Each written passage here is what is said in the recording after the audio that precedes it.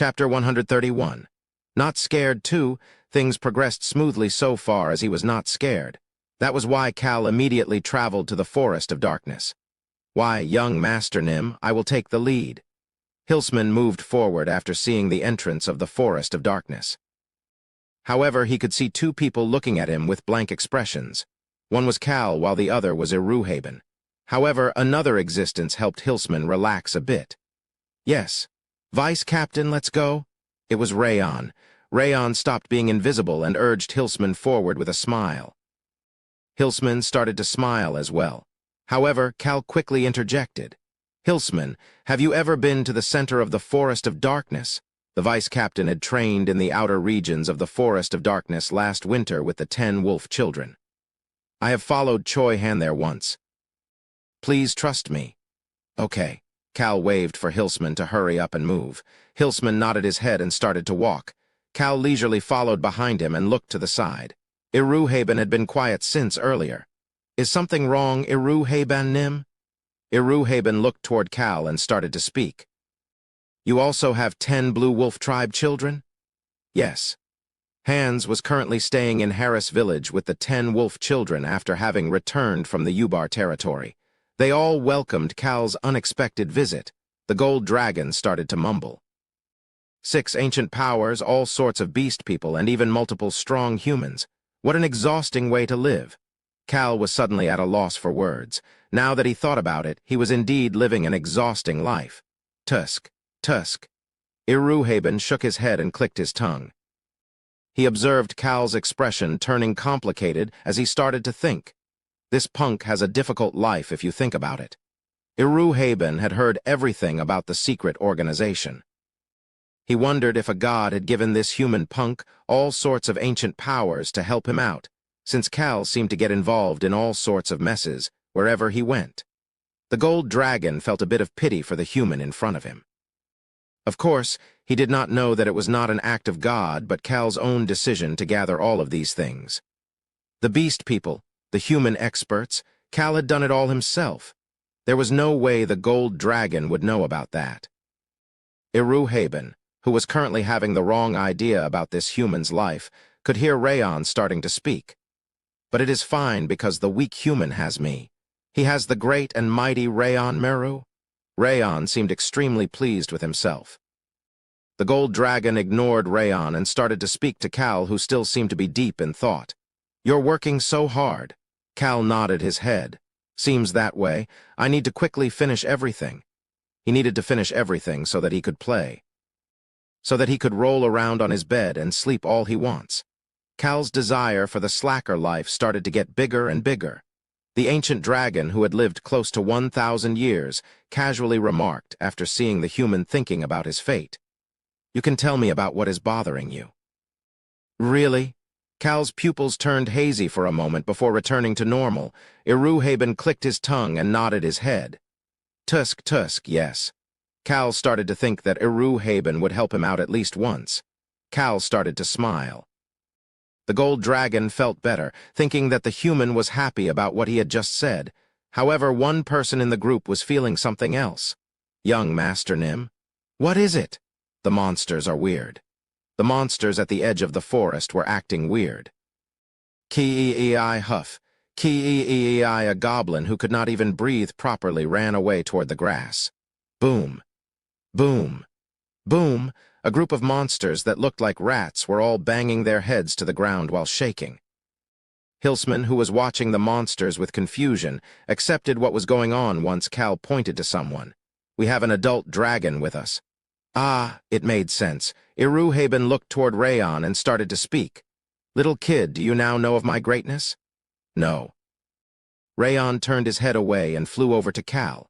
An adult dragon has an overpowering aura even without using dragon fear. Monsters that relied on their instincts would show the swiftest reaction to that aura. Human, I will soon go through my first growth phase. So I am better, whatever you say. Cal ignored the whining voice in his head and started to speak to Hilsman, who was standing there with a blank expression. Keep going. Iruhaben asked Cal a question. Cal Henitus, will you find the location of the ancient power once you get to the center of the Forest of Darkness? Yes, sir. I believe I will need to use one of my ancient powers to locate the super rock. Cal thought that he would need to use the fire of destruction to find the house of the Guardian, the location of the super rock. Human, you're going to use that thunderbolt again? You're going to get hurt. I will only use a weak version. Don't you dare cough up blood again. I will destroy all of the rocks in the world, destroy them all. Yes, yes. Cal casually played along with Rayon. Iruhaben had a look of disbelief while watching the two of them. However, he did not comment on it and asked a different question. Did you say you found a dragon corpse in the black swamp in here? Yes, sir. You mentioned that you have never been to the Forest of Darkness? Yes, I didn't want to look at any of these ugly monsters. What a response. Would you like to go to the swamp afterwards? No need. Too annoying. None of my business as to how another dragon died. Iruhaben showed an expression of annoyance. Rayon flew up to his face and tilted his head in confusion. Really? Goldie, I'm curious about your story. I'm curious about you. Goldie. The corner of Iruhaben's lips twitched before returning to normal. I'll tell you about it next time if you really want to know, little kid. All right, I'll be waiting. Iruhaben let out some fake coughs before stealthily changing the topic. Well, this Forest of Darkness is slightly unique, so it is worth visiting at least once. That is why I am here now. The Forest of Darkness is unique. Iruhaben nodded his head. The 5 forbidden regions the humans discuss were determined hundreds of years ago. Of those, the Forest of Darkness, the Path of No Return, and the Lake of Despair have been around since ancient times. Since ancient times? Cal had never heard this story before. Yes, these 3 have existed since 10,000 years ago. 10,000 years is long even for a dragon. Ancient times referred to anything more than 10,000 years old. Cal felt like asking Iruhaben more questions about this curious story. However, something prevented him from doing so. Grrr. Why, young Master Nim? Clang, Hilsman took out his sword and called out to Cal. Cal looked to the front. They were currently at the boundary of the outer and inner regions of the Forest of Darkness. Hilsman was already across the boundary line. Cal had come to this boundary before, but this was his first time stepping into the inner region. Although I've flown over it before, this was his first time walking through this region. The necromancer Mary's cave that was full of skeletons was in the outer region as well. It was because she did not want to run into any strong monsters for no reason. Cal stepped over the boundary line. Grrr, he could see a large dragon as soon as he entered. A monster that looked like a more violent version of an ogre showed itself from between the trees. Its fangs were the size of Cal's arms, and its black skin made it look uglier than an ogre. The club in its hand seemed to be made of rock. However, this monster's eyes were focused. It seemed to have some intelligence. Young Master Nim, please come behind me. Hilsman pointed his sword at the monster as if he had never been scared of it. Cal asked the brave Hilsman a question. What are you doing? Excuse me. Hilsman was confused at Cal's question. It was at that moment. Boom. The monster dropped the club in its hand and then bang, bang, it started to bang its head on the ground. Hilsman finally took the time to look around. It was quiet, too quiet. At that moment he could hear someone's voice. Oh, you have some intelligence. It was Iruhaben. Hilsman flinched at Iruhaben's comment before seeing something that he had never seen before. Hey, Grrr, lead us to the center. Grrr, the monster quickly got up. Hilsman felt like he had seen the speed of a knight in the monster's movement. Bang. The monster grabbed its club once again and slammed it toward a short tree around it. Crack, boom. The tree fell over. Hilsman gasped at the strength of the monster, but the monster's continued actions were even more surprising. The monster was guiding them while destroying any obstacle in their way, trees, small boulders, tall weeds. Nothing survived the monster's desire to create a straight path for Iruhaben. Let's go. Hilsman put his sword back in the scabbard at Iruhaben's words. He could feel the majestic nature of a dragon, however Hilsman could not move. Young Master Nim. Hey, why are you doing that? Iruhaben was looking at Cal with confusion while Rayon was starting to get anxious. Human, isn't that small thing in your hand the thunderbolt? A small fire was floating on top of Cal's palm. Why are you using it without saying anything? You cannot faint. However, Cal could not hear Rayon's comments. Boom, boom. His heart had been beating wildly ever since they entered the inner region. Cal lowered his head to look at the ground. Something, an unknown aura, was rising up from the ground. That aura made the fire in his hand appear. Boom, boom. It also made the vitality of the heart run wild. Huh, Cal sounded confused. Swish, wind started to gather down at his feet. The sound of the wind was creating a small whirlwind by his feet, and finally, pat, a small shield appeared on his left hand. It was the indestructible shield. This is weird. This is very weird. Cal recalled something he had read in the ancient book. The other three got closer to Cal. Iruhaben was looking at Cal like he was looking at an interesting creature, while Rayon shouted with anxiety. "Human, what is going on? What's wrong? Did your ancient powers break?" Cal slowly started to speak. "I'm getting a feel for where it is." It was a moment of eureka. Cal quickly started to walk. He looked toward Iruhaben and started to speak. "Let's go." "I will take the lead." Iruhaben, who had been observing Cal with an interested expression, started to walk in front of Cal. Iruhaben had already told the monster to get lost. "Follow me." Cal nodded his head at Iruhaben's command and headed toward the center of the forest of darkness. Iruhaben was moving quickly, with Cal using the sound of the wind to keep up. Rayon used haste magic on Hilsman so that Hilsman could keep up with them. Cal was telling Iruhaben where to go. "Let's turn to the left." Boom, boom. The ancient powers in his body, as well as the ground under his feet, were telling him where to go. It was impossible to explain this with words. To the northwest. Now to the northeast. Cal finally stopped after a while. They were near the northern boundary of the inner region. Cal could see a boulder at this location. It was just a large boulder that was about 3 times as tall as Cal. It looked like your average boulder that could be found anywhere in the Hennetus territory. "Is it here?" Iruhaben looked toward Cal and asked. However, he did not need to hear Cal's answer. "I guess it is." Cal was smiling. They're running wild. The 4 ancient powers inside Cal's body were running wild. Seriously. Were the Super Rock's friends really the owners of the ancient powers he had gained until now? Cal slowly started to smile again. It was at that moment. Crackle, the fire that was floating on top of Cal's right palm, started to fly toward the boulder. The boulder and the fire made contact with each other. Rumble. The boulder started to shake as soon as the two made contact. Cal could feel the rumbling underneath his feet. The boulder started to crack on its own. At that moment, a foreign voice started to speak in Cal's mind. It was a profound voice that seemed to belong to a righteous person. "I came to the right spot." Cal was feeling extremely giddy. "My friend of fire, you have finally arrived." "My eternal enemy and friend, IMM." The profound voice became nervous. The voice seemed extremely confused as well. "What is going on?" The profound voice, the owner of the scary giant cobblestone, started to speak in a nervous voice. "Why is the cheapskate with the thief? The crybaby and the glutton. The cheapskate was the fire of destruction. The thief was the sound of the wind. The crybaby was the vitality of the heart. The glutton must be the indestructible shield. Who are you?" Cal started to speak. "My name is Cal Hennetus." Eureka translator's note. 1. The Valley of Despair seems to have become the Lake of Despair. Maybe they are different. We will have to see. 2.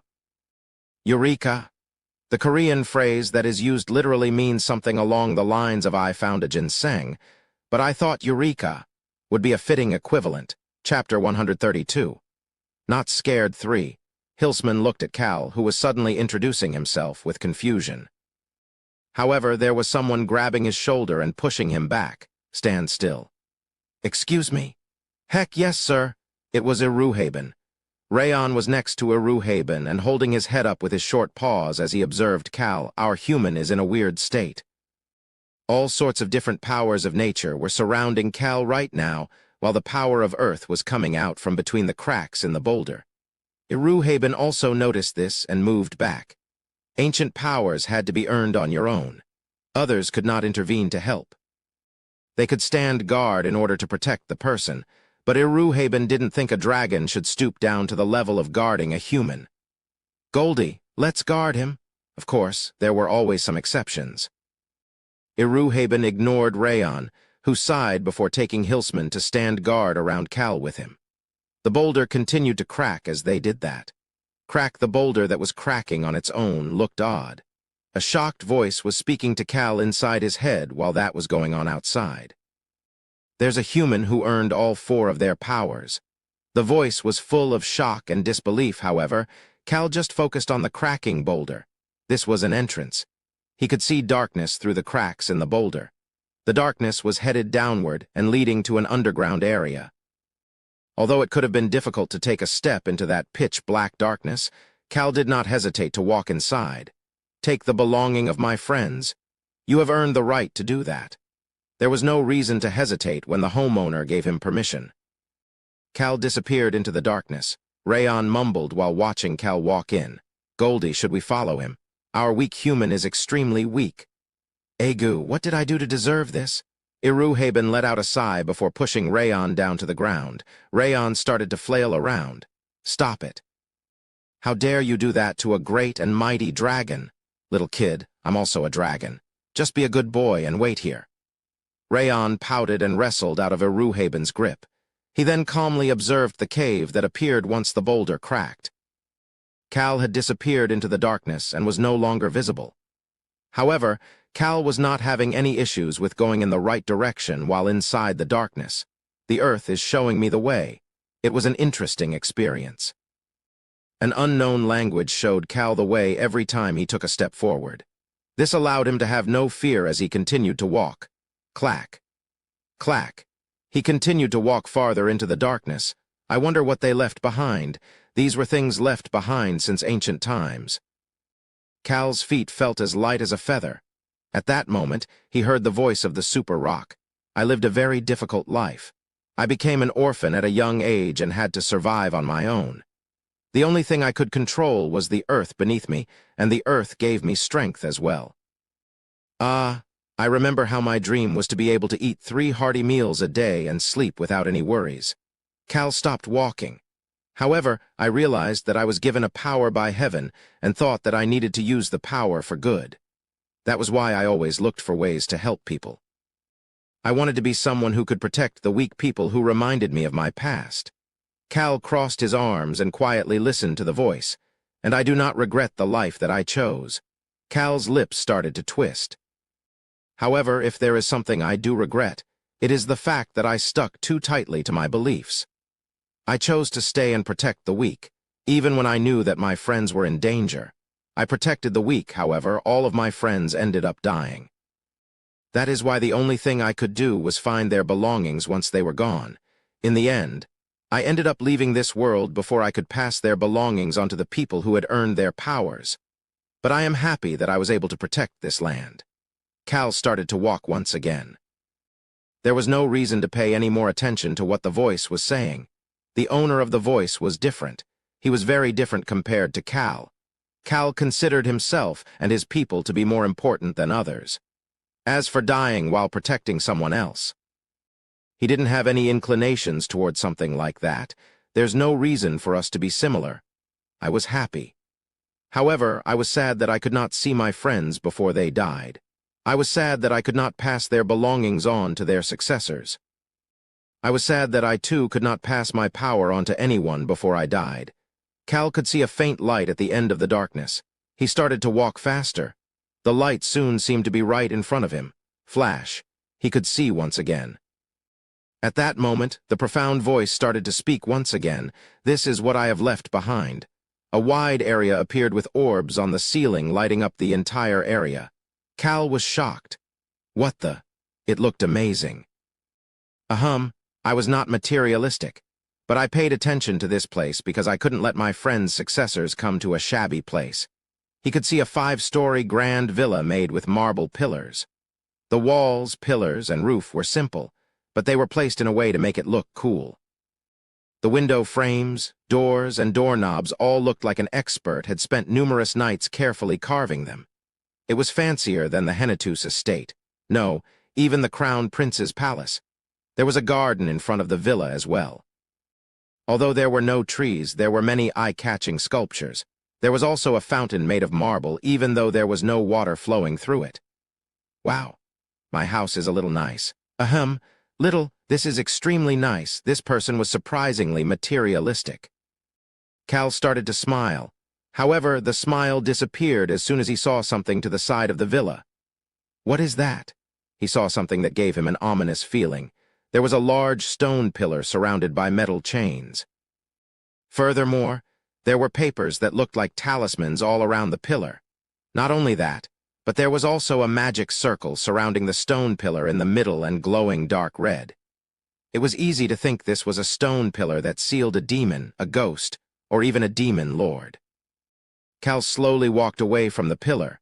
At that moment, the profound voice started to speak again. There is a sad truth about this place. Cal did not want to know. However, as usual, Cal was not able to prevent the owner of the ancient power from speaking. When I was still alive, I saw that there were monsters here that I could not see anywhere else in the continent. They were monsters from the eastern continent. That was the same for the forest of darkness that Cal knew about. There were monsters from the eastern continent, as well as many mutant monsters. I figured out the secrets behind that once I entered this cave. Maybe Cal's gaze turned toward the ugly stone pillar. There was a mysterious path in this cave that connected to the eastern continent. The monsters that accidentally entered into that path ended up crossing over to this western continent. They mutated and became stronger and more violent along the way.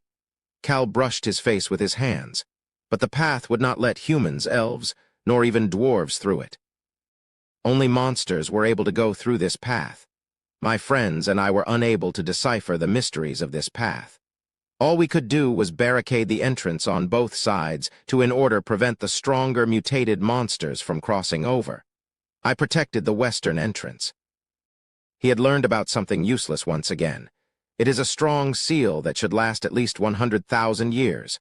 Only someone in possession of my power is able to remove the seal prior to the scheduled deadline. Cal's frown lessened a bit. The ancient times were only 10,000 years ago. Cal looked around the area. There was a lot of space in here next to the villa and the garden. He had a thick smile on his face as he headed toward the villa.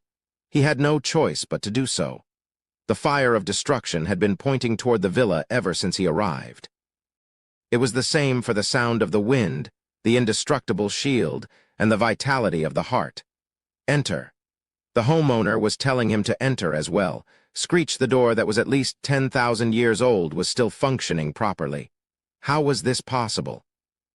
That was the thought on Cal's mind as he entered. Clack. Clack. The floor was made of marble. Cal walked past an elegant lamp and all sorts of sculptures before looking around the empty first-floor hall and looking up. He could see a staircase that led up to the 5th floor. It is on the 3rd floor. Cal stepped onto the stairs. There was a lot of dust on them, but the beauty could not be hidden. There were empty rooms and a beautiful terrace on the 2nd floor. Cal hurried up to the 3rd floor. There were multiple rooms on the 3rd floor as well. It is the inner 4 rooms. Cal headed toward the farthest rooms and stood in front of the first room's door. The door opened once he pushed, allowing him to see inside of the room. The glutton may have been only interested in eating and just pushed aside any jewels to the corner. That is why I kept them safe. Holy. He could see a glass display case full of jewels. Cal headed to the next room. The crybaby had the power of restoration, but was such a coward. The crybaby always collected weapons, so, although they are general weapons, I kept them all. Cal headed to the next room after taking a look through the crybaby's room. Screech, bang. This the money that the cheapskate hoarded, but I don't know if this is still the same currency. But it should be useful since they are gold and silver coins. I kept them safe for him. Ha ha ha. Cal opened the final door. The thief kept a record of everything. The things that he stole, his power, as well as his own secret base. I kept all of the records. He kept everything. How could there be such a good person? Ha ha ha. Cal could laugh without any reservations for the first time in a long time. At this moment, he had forgotten about the Northern Alliance, ARM, and everything else. Why, Cal looked toward the other 3 rooms on the 3rd floor. His gaze was full of expectations. He quickly went over to open the other 3 room doors. These are the things that I collected. I kept it all whenever people gave me something to thank me for saving them. Screech, screech, screech. All 3 doors were opened and Cal could see inside. Cal brushed his face with his hands again. I'm so happy. There were jewels, gold coins, and even some odd items in the things that the Super Rock Guardian had casually collected. Was his hobby collecting things? Cal applauded the Guardian's hobby. You are really amazing. How did you collect all of these things? Clap, clap, clap. One person's clapping echoed in the dusty but fancy villa. Well, I guess I was a bit tidy. Cal continued to clap in admiration as he headed toward the 4th floor. There was nothing on the 4th floor except the building itself, which was fancier than even the Hennetus estate. That was enough to make Cal happy as he walked up to the 5th floor. There was only one room on the 5th floor. This is my room. Although it was only one room, it encompassed the entire 5th floor, including a study, a bedroom, and an office, which were all connected without any walls between them. Cal could see a marble altar at the center of the room. It was about as tall as Cal's waist. The altar was straight with many beautiful images inscribed on it. Furthermore, it was decorated with many jewels, and on top of that altar, the Super Rock. There was a small rock that was smaller than a baby's fist. It was obviously the scary giant cobblestone. That is my power. It was a power that I could earn so easily. Cal felt like it was too easy to earn this scary giant cobblestone. All he had to do was grab that rock in order to earn the power. At that moment, the profound voice started to shout, "You wish to gain my power? Yes, then chew it." Cal stopped walking toward the altar. It is easy to earn my power. However, my power only activates when you are protecting something. I want my power to only be used for justice. The person seemed to have changed as the owner of the ancient power shouted with vigor. The will to not back away in front of any sort of danger. Justice and the power of good are what keeps the world safe. The Super Rock's owner was shouting, "Chew it. You will gain this power if you eat this rock. He really wants me to chew it." Cal approached the altar. But the power can only be used for good. It was an ominous voice that seemed to be saying that he'll end up being dragged into all sorts of annoying things if he earned this power. However, Cal had no thoughts about doing that. I just need the Earth affinity. He could gain the affinity without using the power. That was his goal. Cal picked up the rock. Chew it. Chew it. All of these ancient power owners are weird. Cal debated it for a moment. Should I chew it? However, he did not have to debate it for a long time. I will also give you this villa if you take my power. The person who has this power is pretty much my heir anyway. Cal put the rock in his mouth and started to chew. The rock broke like a potato chip as soon as Cal bit down. Boom. Cal felt a vibration under his feet before the power started to rise up inside of him. The owner of the ancient power started to speak. My power is something anybody can have. However, my power can only be used in certain situations. His voice slowly started to sound like it was coming from further away. Guard, protect, sacrifice yourself. That is the power of Earth that gave its everything to the life forms that exist upon it. Rayon could see someone walking toward them from within the darkness. Human. It was Cal. Rayon instantly flew toward Cal. Human, I can feel the power of Earth in you. You'll be fine now. Rayon sniffled and looked toward Cal with admiration. Iruhaben sighed at Rayon before approaching Cal with a happy expression. Rayon raised his voice, although his expression seemed happy. Human, stop doing stupid things and just travel the continent now. Rayon.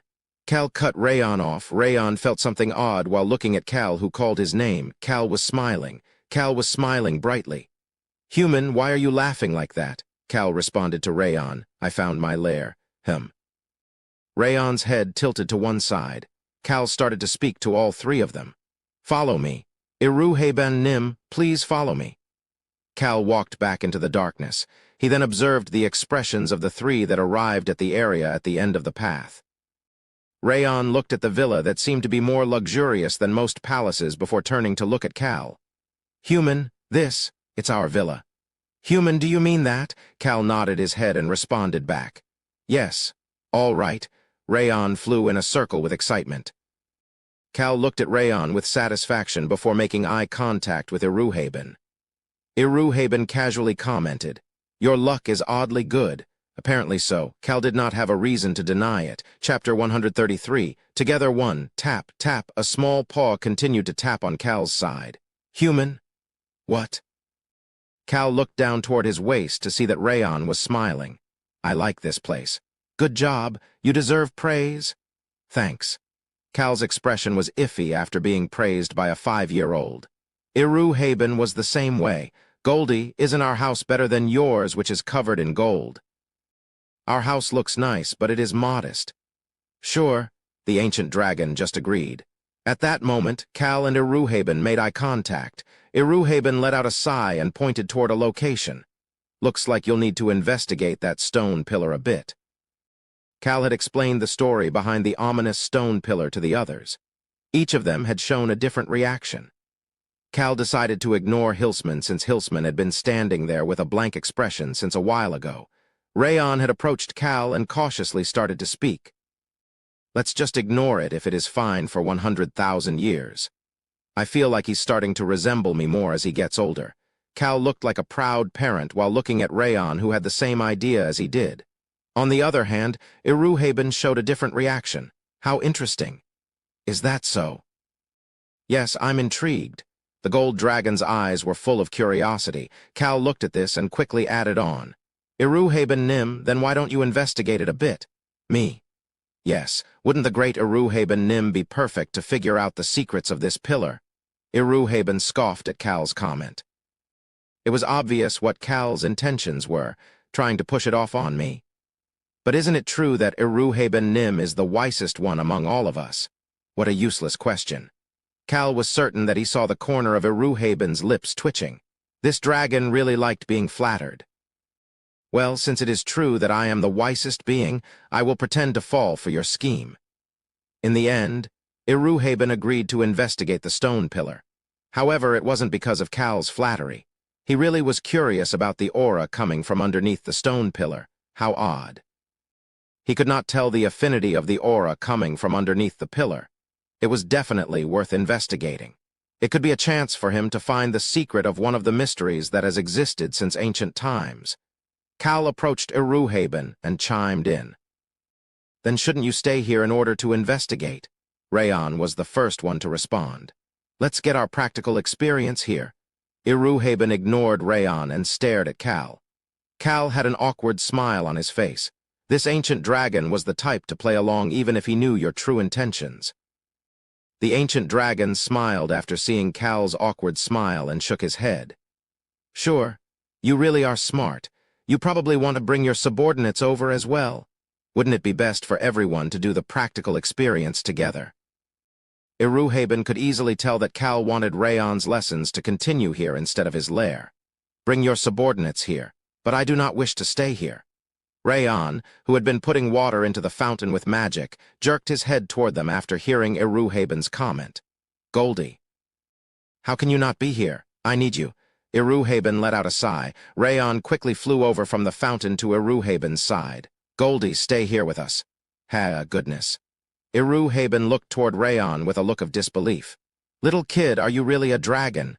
Are you provoking me? Cal, who was standing between the two dragons, quickly interjected. Are you thinking about installing a teleportation portal? Yes. It is easy when you know the coordinates. Rayon, who heard Cal's question and Iruhaben's answer, quietly flew back toward the fountain and started to splash the water as if nothing had happened. Egu, my poor old self. Iruhaben let out a sigh.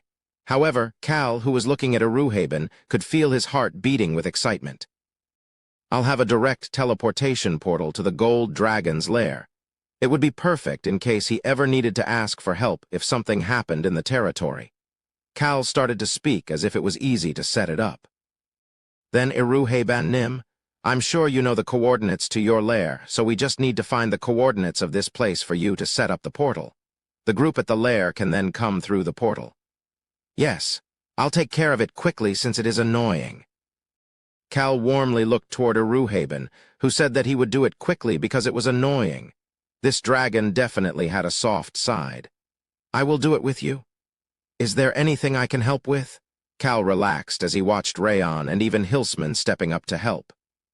He was thinking about the group that would soon join them here, if it is time for training anyway. Wouldn't it be better if they put in some extra effort? They might need a source of motivation. Everybody was gathered together now. They were currently all sitting in the large first-floor hall of the 5-story villa. Cal had sent Hilsman to go get Hands as well as the 10 wolf children.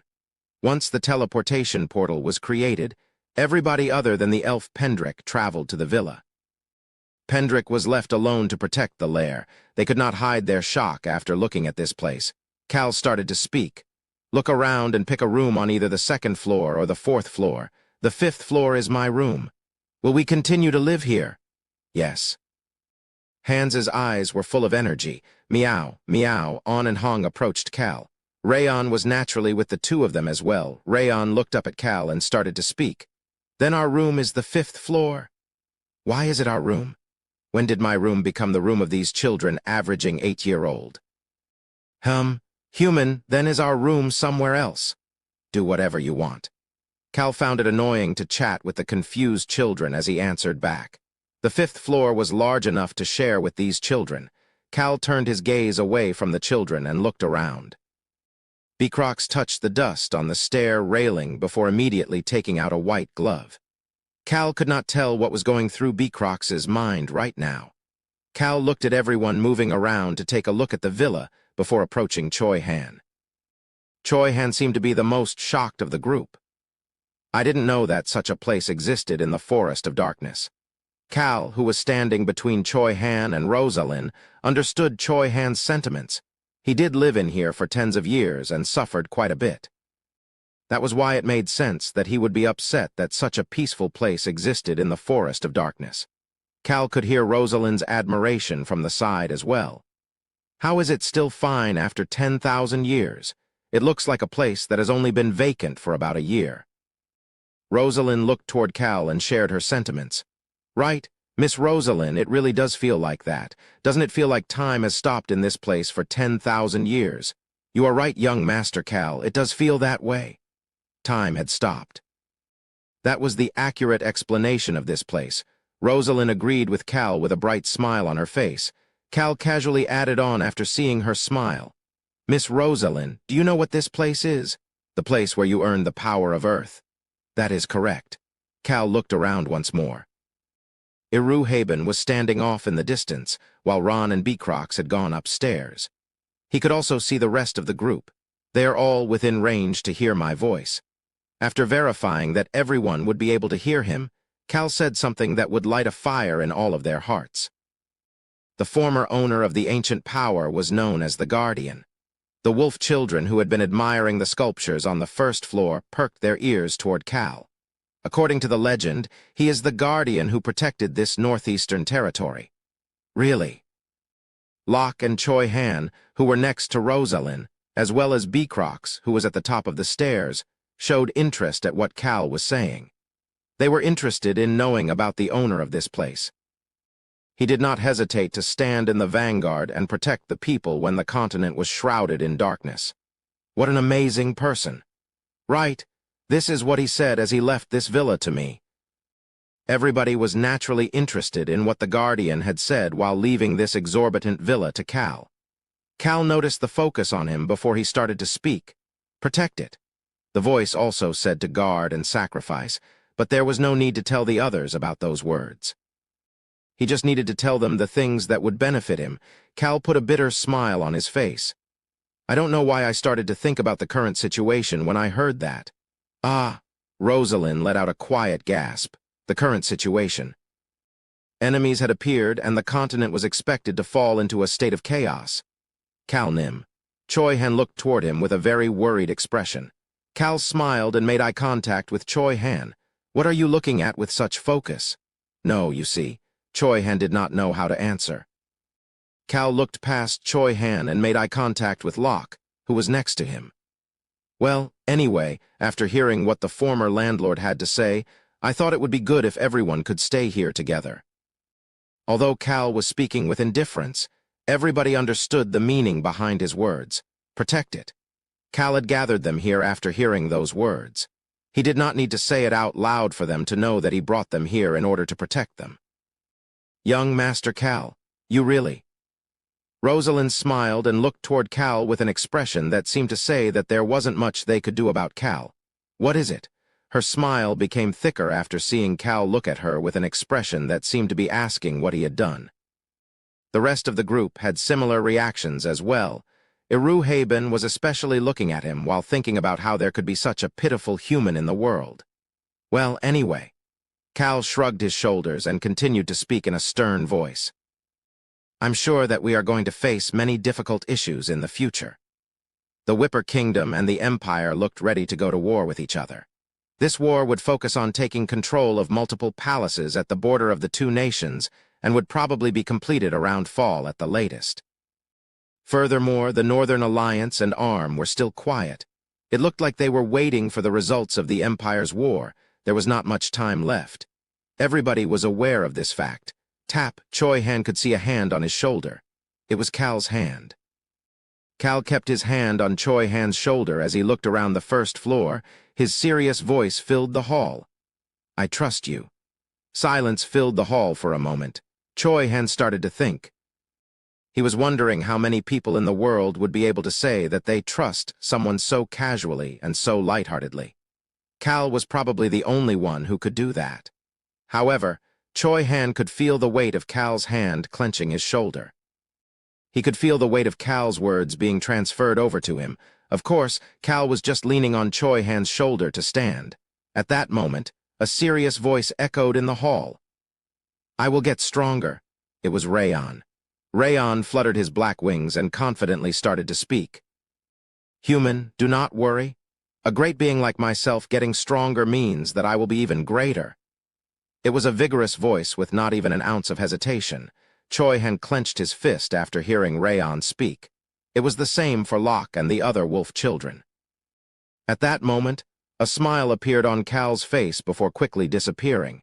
He looked around only to see that everyone's excited expressions had turned slightly serious. Cal, who had wanted this atmosphere, started to speak again. I am lacking in strength. That is right, human. You just sit back. Don't get involved and end up coughing up blood again. Rayon sounded serious. Rayon's seriousness made Cal feel odd, however, he spoke normally toward the group who were looking at him. That is why there is only one thing I can do. I will do whatever I can to help all of you out. Rayon started to shout. I am able to do well on my own. That is why I am great and mighty. He keeps ruining the moment. Cal was trying to create a serious moment, but realized that it would be difficult with Rayon around. At that moment, Choi Han, who had been quietly listening, started to speak. I will get stronger in order to protect everyone. Cal patted Choi Han's shoulder. Choi Han could feel Cal's level of trust in him through that pat. Choi Han's fists were clenched, his eyes looked focused, and he had a look of resolution on his face. All of the members of the group looked determined. At that moment, Cal started to think. I'm sure that he'll protect me too if he gets stronger. He had lit the fire, and that fire was burning with even more passion than Cal was expecting. It was burning quiet dangerously, like a wildfire that could not be stopped. 2 days later, Cal regretted his actions after seeing the training ground that was covered in dust and blood. Ugh. Are you going to fall just like that? No, I will not fall. Choi Han and Locke were training while saying things that sounded like something the MC of a children's cartoon would say. Locke, who was in his berserk state, was covered in injuries. Choi Han, on the other hand, had heavy metal balls all over his body as he shouted toward Locke. Come, you cannot fall if you want to get stronger. Locke let out a shout before rushing toward Choi Han. Similar scenes could be seen throughout the area. Everybody was training as if their lives were on the line. Blood, dust, sweat, and injuries appeared everywhere. I didn't expect this much. Cal was slightly anxious about how hard everyone was training. Is this okay? It felt like they would all get significantly stronger if this continued. Chapter 134. Together, too, all of them had become weird. Cal sat down on a bench near the fountain and looked around. First, he looked at Choi Han. Choi Han was meditating in a lotus position on top of a boulder. A black aura was coming out of his body.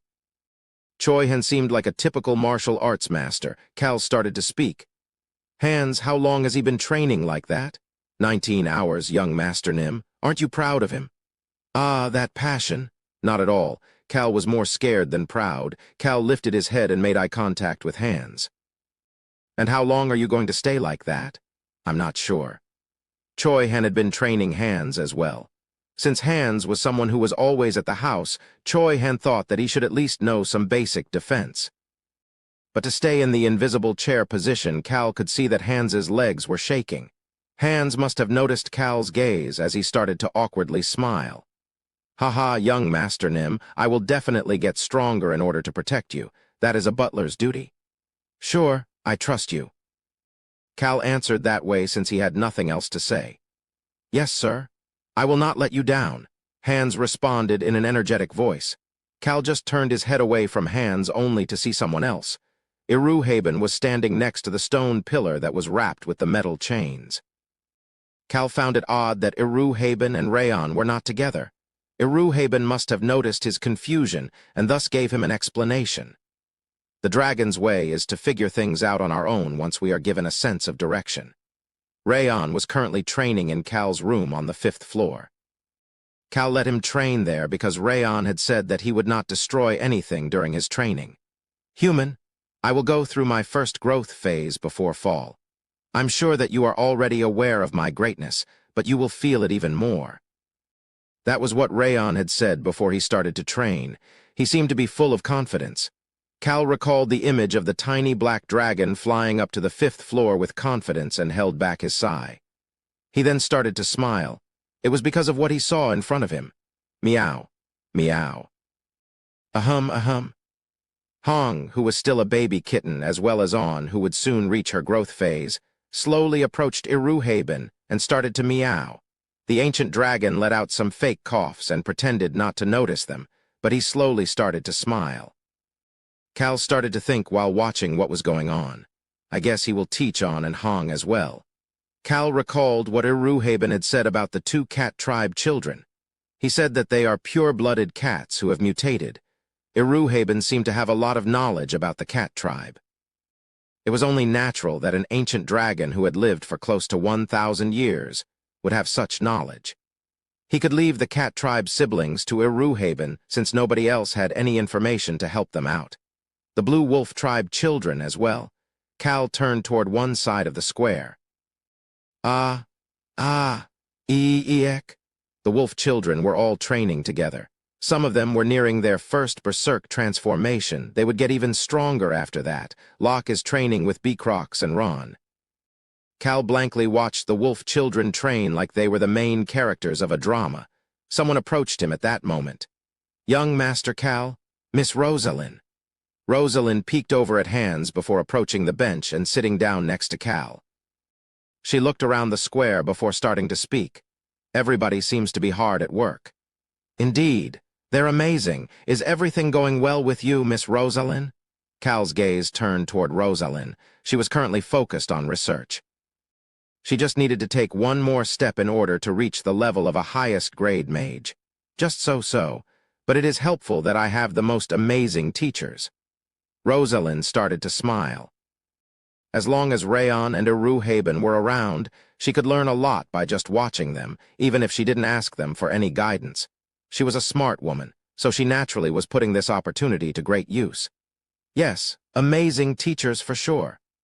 Cal nodded his head and continued to speak. The greetings were done and they could get down to business. Have you received any news from Tasha? The dark elf Tasha was currently heading over to this location with Mary. Cal would need to start moving again once Mary arrived. Yes, and Miss Tasha and I have a message to deliver. A message. Cal's expression turned odd. Tasha was representing the Crown Prince while Rosalind was pretty much the representative for the Breck Kingdom. There was only one thing that both of them would need to tell him at once. Cal started to speak. Looks like everyone has decided to meet up. I knew you would figure it out right away, young Master Cal. Rosalind smiled and nodded her head before explaining the details. The Breck Kingdom, Roan Kingdom, and the Jungle have all agreed to meet. However, we have a problem. There is no response from the Whipper Kingdom. She did not mention anything about the Whipper Kingdom, so they must be the source of the problem. They needed the Whipper Kingdom in this meeting. Although it would be fine without them, the Empire's escape route through the eastern shoreline would be cut off as well. Not only would that cut off the Empire from communicating with the eastern continent, but it would also make it easier for the whales to move. No, we received a response from the Whipper Kingdom. Commander Tunka personally responded. Tunka was basically the voice of the Whipper Kingdom. Of course, Chief Herol was next to Tunka to help him. What did he say? Young Master Cal, yes, he wants to chat with you. Tunka does? Yes. Why me? Confusion was evident on Cal's face. However, Rosalind started to smile as Tunka's actions were understandable to her. Tunka and Herol have not had any contact with the Roan Kingdom or any other kingdoms for that matter. Having someone that they trust at the meeting is one way of protecting themselves. Cal was the only person that Tunka trusted in the Roan Kingdom. It was similar to how Queen Latana had asked Cal to connect her to the Crown Prince. Rosalind started to speak to the confused Cal. I think I can connect you to him right away. What should I do? Well, Cal stood up from the bench and noticed that his legs were slightly numb. He was woken up early by the shouts of all of the people training and had been sitting on this bench since he had nothing else to do. It was fun watching these scenes that reminded him of cartoons and dramas. Young Master Cal, are your legs okay? They are numb because I have been sitting here for so long. I feel like I am getting weaker by the day. Do I need to at least stretch twice a day? But that's annoying. Cal grumbled internally as he stretched his legs. Rosalind started to speak as he stretched his legs. You don't know how much of a motivation you being here is for them. Excuse me? Nothing. Rosalind shook her head and smiled as if to say it was nothing. She looked around the training ground. Everybody was looking toward Cal. Cal had been sitting on the bench watching them train since early in the morning. The only time he had left was to eat. Everybody already knew that ancient powers did not have the possibility of growing stronger. They were things that only had one level. That was why they knew that Cal had no reason to train. That was also why they understood how Cal must have felt while sitting on the bench and watching them train. This was the reason the energetic shouts did not stop all morning. Shall we go? Cal pointed toward the villa, and Rosalind followed behind him. Cal flinched as the loud shouts started up once again. He found this to be scary and quickly headed toward the villa. This was the first time Cal had used a video communication device to chat with Tunka. Long time no see. Cal was surprised. You are alone. Yes. Cal did not see Herol nor any other subordinates with Tunka. Tunka was chatting with Cal alone. Well, I understand that there may not be many people around him because they can't let it be known that they have a video communication device. You needed a mage in order to use a video communication device. The Whipper Kingdom was currently using the mage and video communication device that Alberu had sent over in order to be able to communicate with the other kingdoms. They had no choice because they were facing an urgent situation. But Cal still found it odd that neither Herol nor any of the chiefs were with him. Cal could clearly see Tunka's face through the device. Cal started to frown a bit. You don't look so good. Tunka flinched at Cal's observation. Tunka did not look very good at all. Currently, the Empire and the Whipper Kingdom were only having small-scale battles. The Whipper Kingdom was only aiming for a few palaces by the border rather than charging toward the Empire's capital. But even that was not going as they had planned. Cal, who didn't think Tunka would be the type to worry about that, quickly figured out what was going on. There's only one reason that this idiot would be this upset.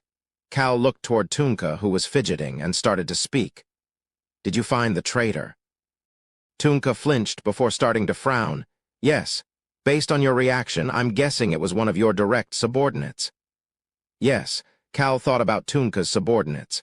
There was his left-hand woman, Felicia, who was a talented strategist who wielded a spear. Then there was his right-hand man, Hoda, who was similar to Tunka and focused on his physical strength. I didn't know Hoda was such a person. Tunka started to speak as if he was full of pain. How could he fall for the Empire's plots? I didn't know he wanted to take my position. Tunka's hand started to shake in anger at Hoda's betrayal.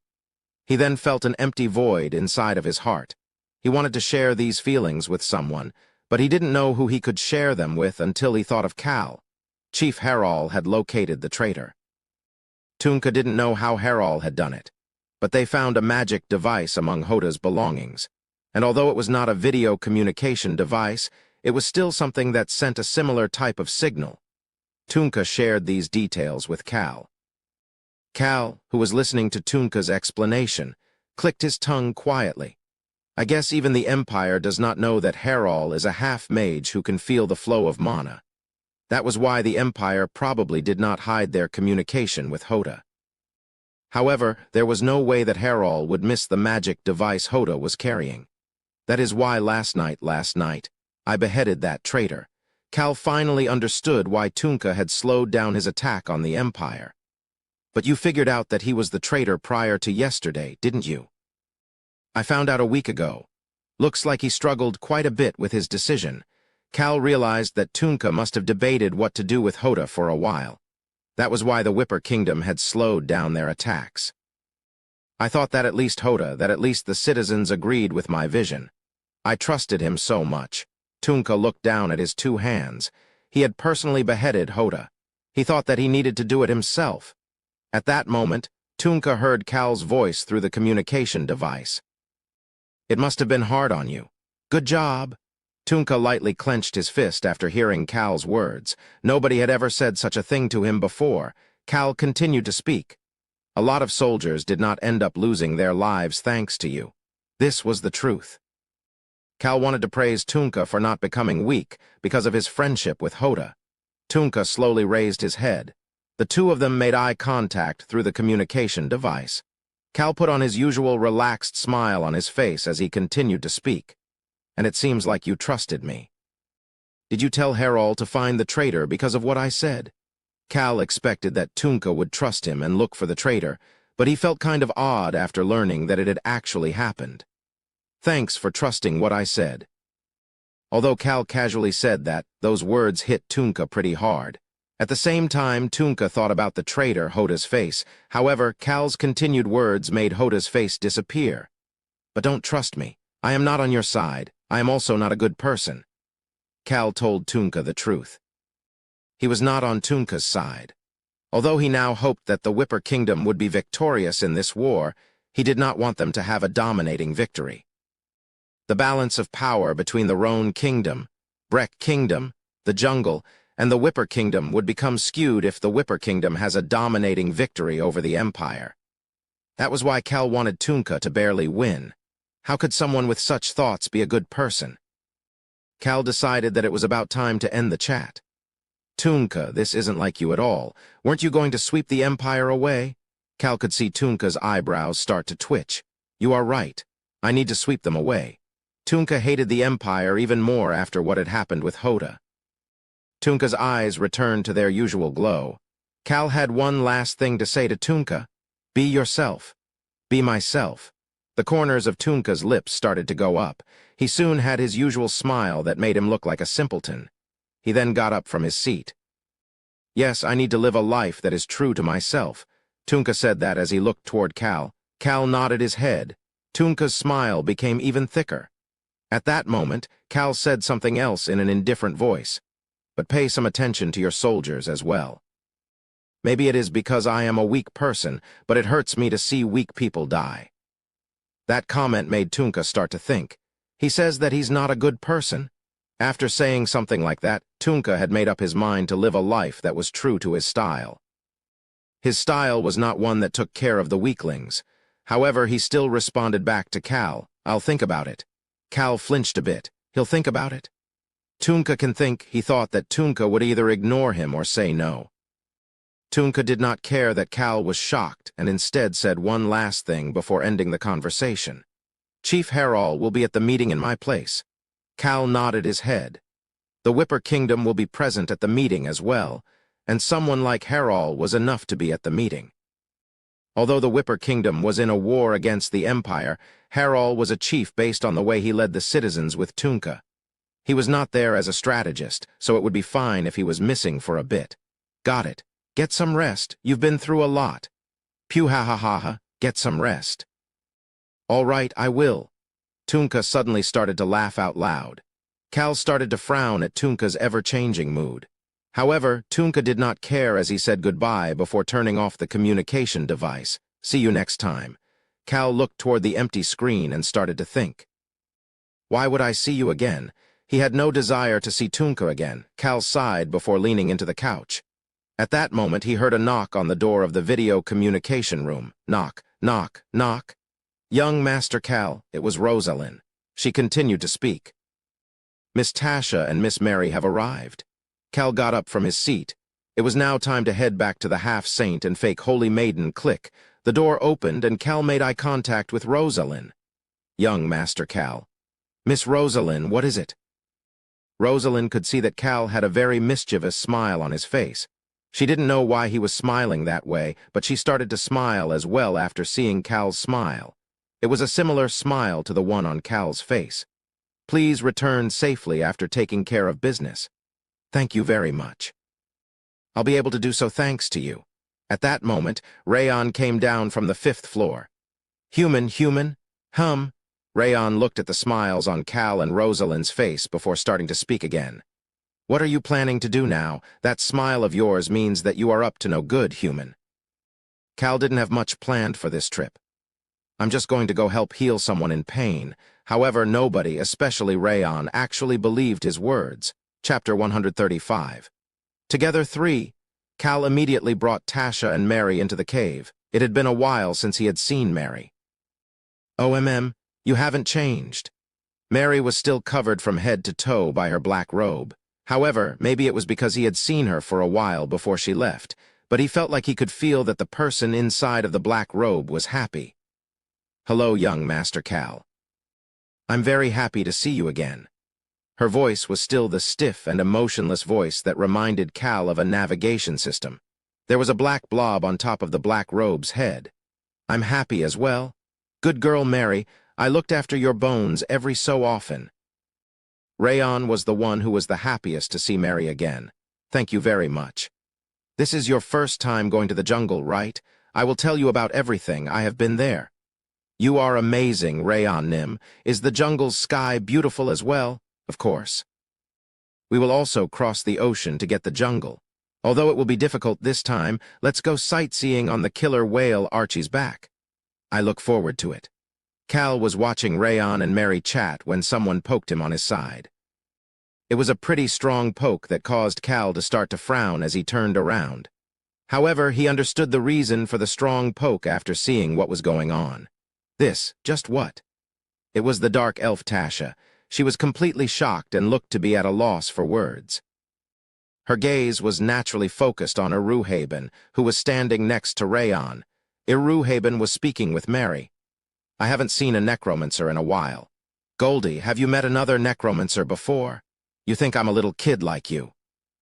Mary, you don't need to listen to Goldie saying little kid. It was a childish conversation not fitting dragons, but that was not important to this dark elf. Cal gently patted Tasha's shoulder. Miss Tasha? Young Master Cal, just what? Cal whispered in Tasha's ear. Please remember your vow of elementals. This is a secret from His Highness. Cal's tone was half respectful and half casual. Tasha's shoulders slightly flinched. She calmed herself down and looked toward Cal. Cal was smiling as he continued to speak. The vow last time was about Rayon, so it will be more reliable if you make a new vow with Iruhaben Nim in it as well. Please do it now. Tasha started to smile. You haven't changed, young Master Cal. Will you make the vow, of course? Tasha could not say no. The dragon named Iruhaben had glared at her while she was chatting with Cal. She also felt relieved at what Cal said next. Good. I will eventually tell His Highness, so don't worry about it.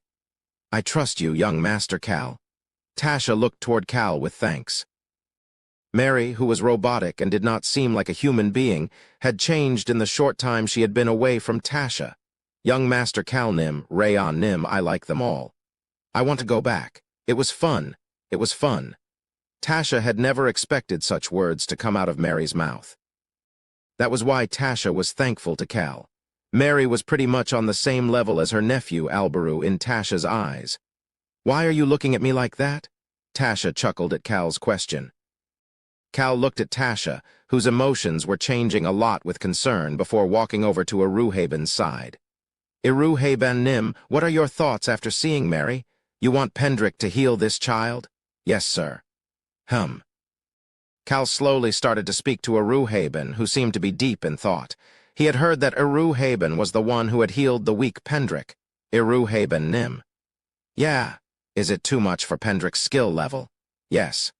What about you, Iruheben Nim? Wouldn't you know a lot about necromancers since you have seen them before? Iruheben's gaze, which had been on Mary, turned toward Cal. Cal was pretty much bluntly trying to pass Mary's recovery over to him. The problem is that I don't hate his way of doing things. Iruheben did not find Cal's actions to be bad. There was a simple reason for it. He never asks for anything for himself. Nothing Cal asked for had to do with himself. Although he came to help him find the power of Earth, that was at Rayon's request. The other requests Cal had were to help make his people stronger and to investigate the stone pillar that might bring danger to the whole region. What a funny punk. Although Cal frequently complained about his life, he always moved to help others. That was why Iruheben could not hate him. Although Iruheben was a self-centered dragon, his overwhelming knowledge and strength made him altruistic toward the weak. Iruheben looked toward Cal and bluntly started to speak. I don't care what you want, but I will take a look at this child in order to satisfy my own curiosity. Thank you very much. Iruheben let out a fake cough and looked away. However, Cal felt like he could relax about healing Mary now that Iruheben was involved, so he turned his head away from Iruheben. Young Master Cal. He could see that Tasha was looking at him with warm eyes, and that the black robe was coming toward him. What? Cal responded back to the two of them in a cold tone, however. Tasha could not hide her look of admiration as she started to walk toward Cal as well. Young Master Cal, you are really a warm person. Thank you very much. Young Master Cal, you are a good and righteous person. Mary's emotionless voice spoke right after Tasha. Cal just nodded his head at them. He was only doing it so that Mary could get stronger. I need her to be healthy so that she can work properly when we are fighting against the Northern Alliance. The Wyvern Knights Brigade will fly over the Forest of Darkness. Mary will be one of the core components in the fight against those wyverns. Winning the first battle was very important in a war. The moment that the Northern Alliance left their territories and headed down to the Roan Kingdom and Breck Kingdom, Cal was planning on destroying them in the Hennetus territory. I will obliterate them. Just destroying them was not enough.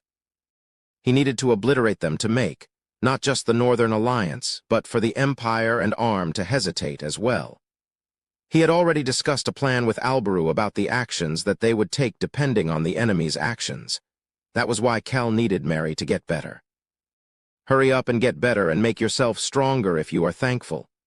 Yes, sir. I will definitely do that. Mary's voice was robotic, but Cal felt like he could sense some passion in it.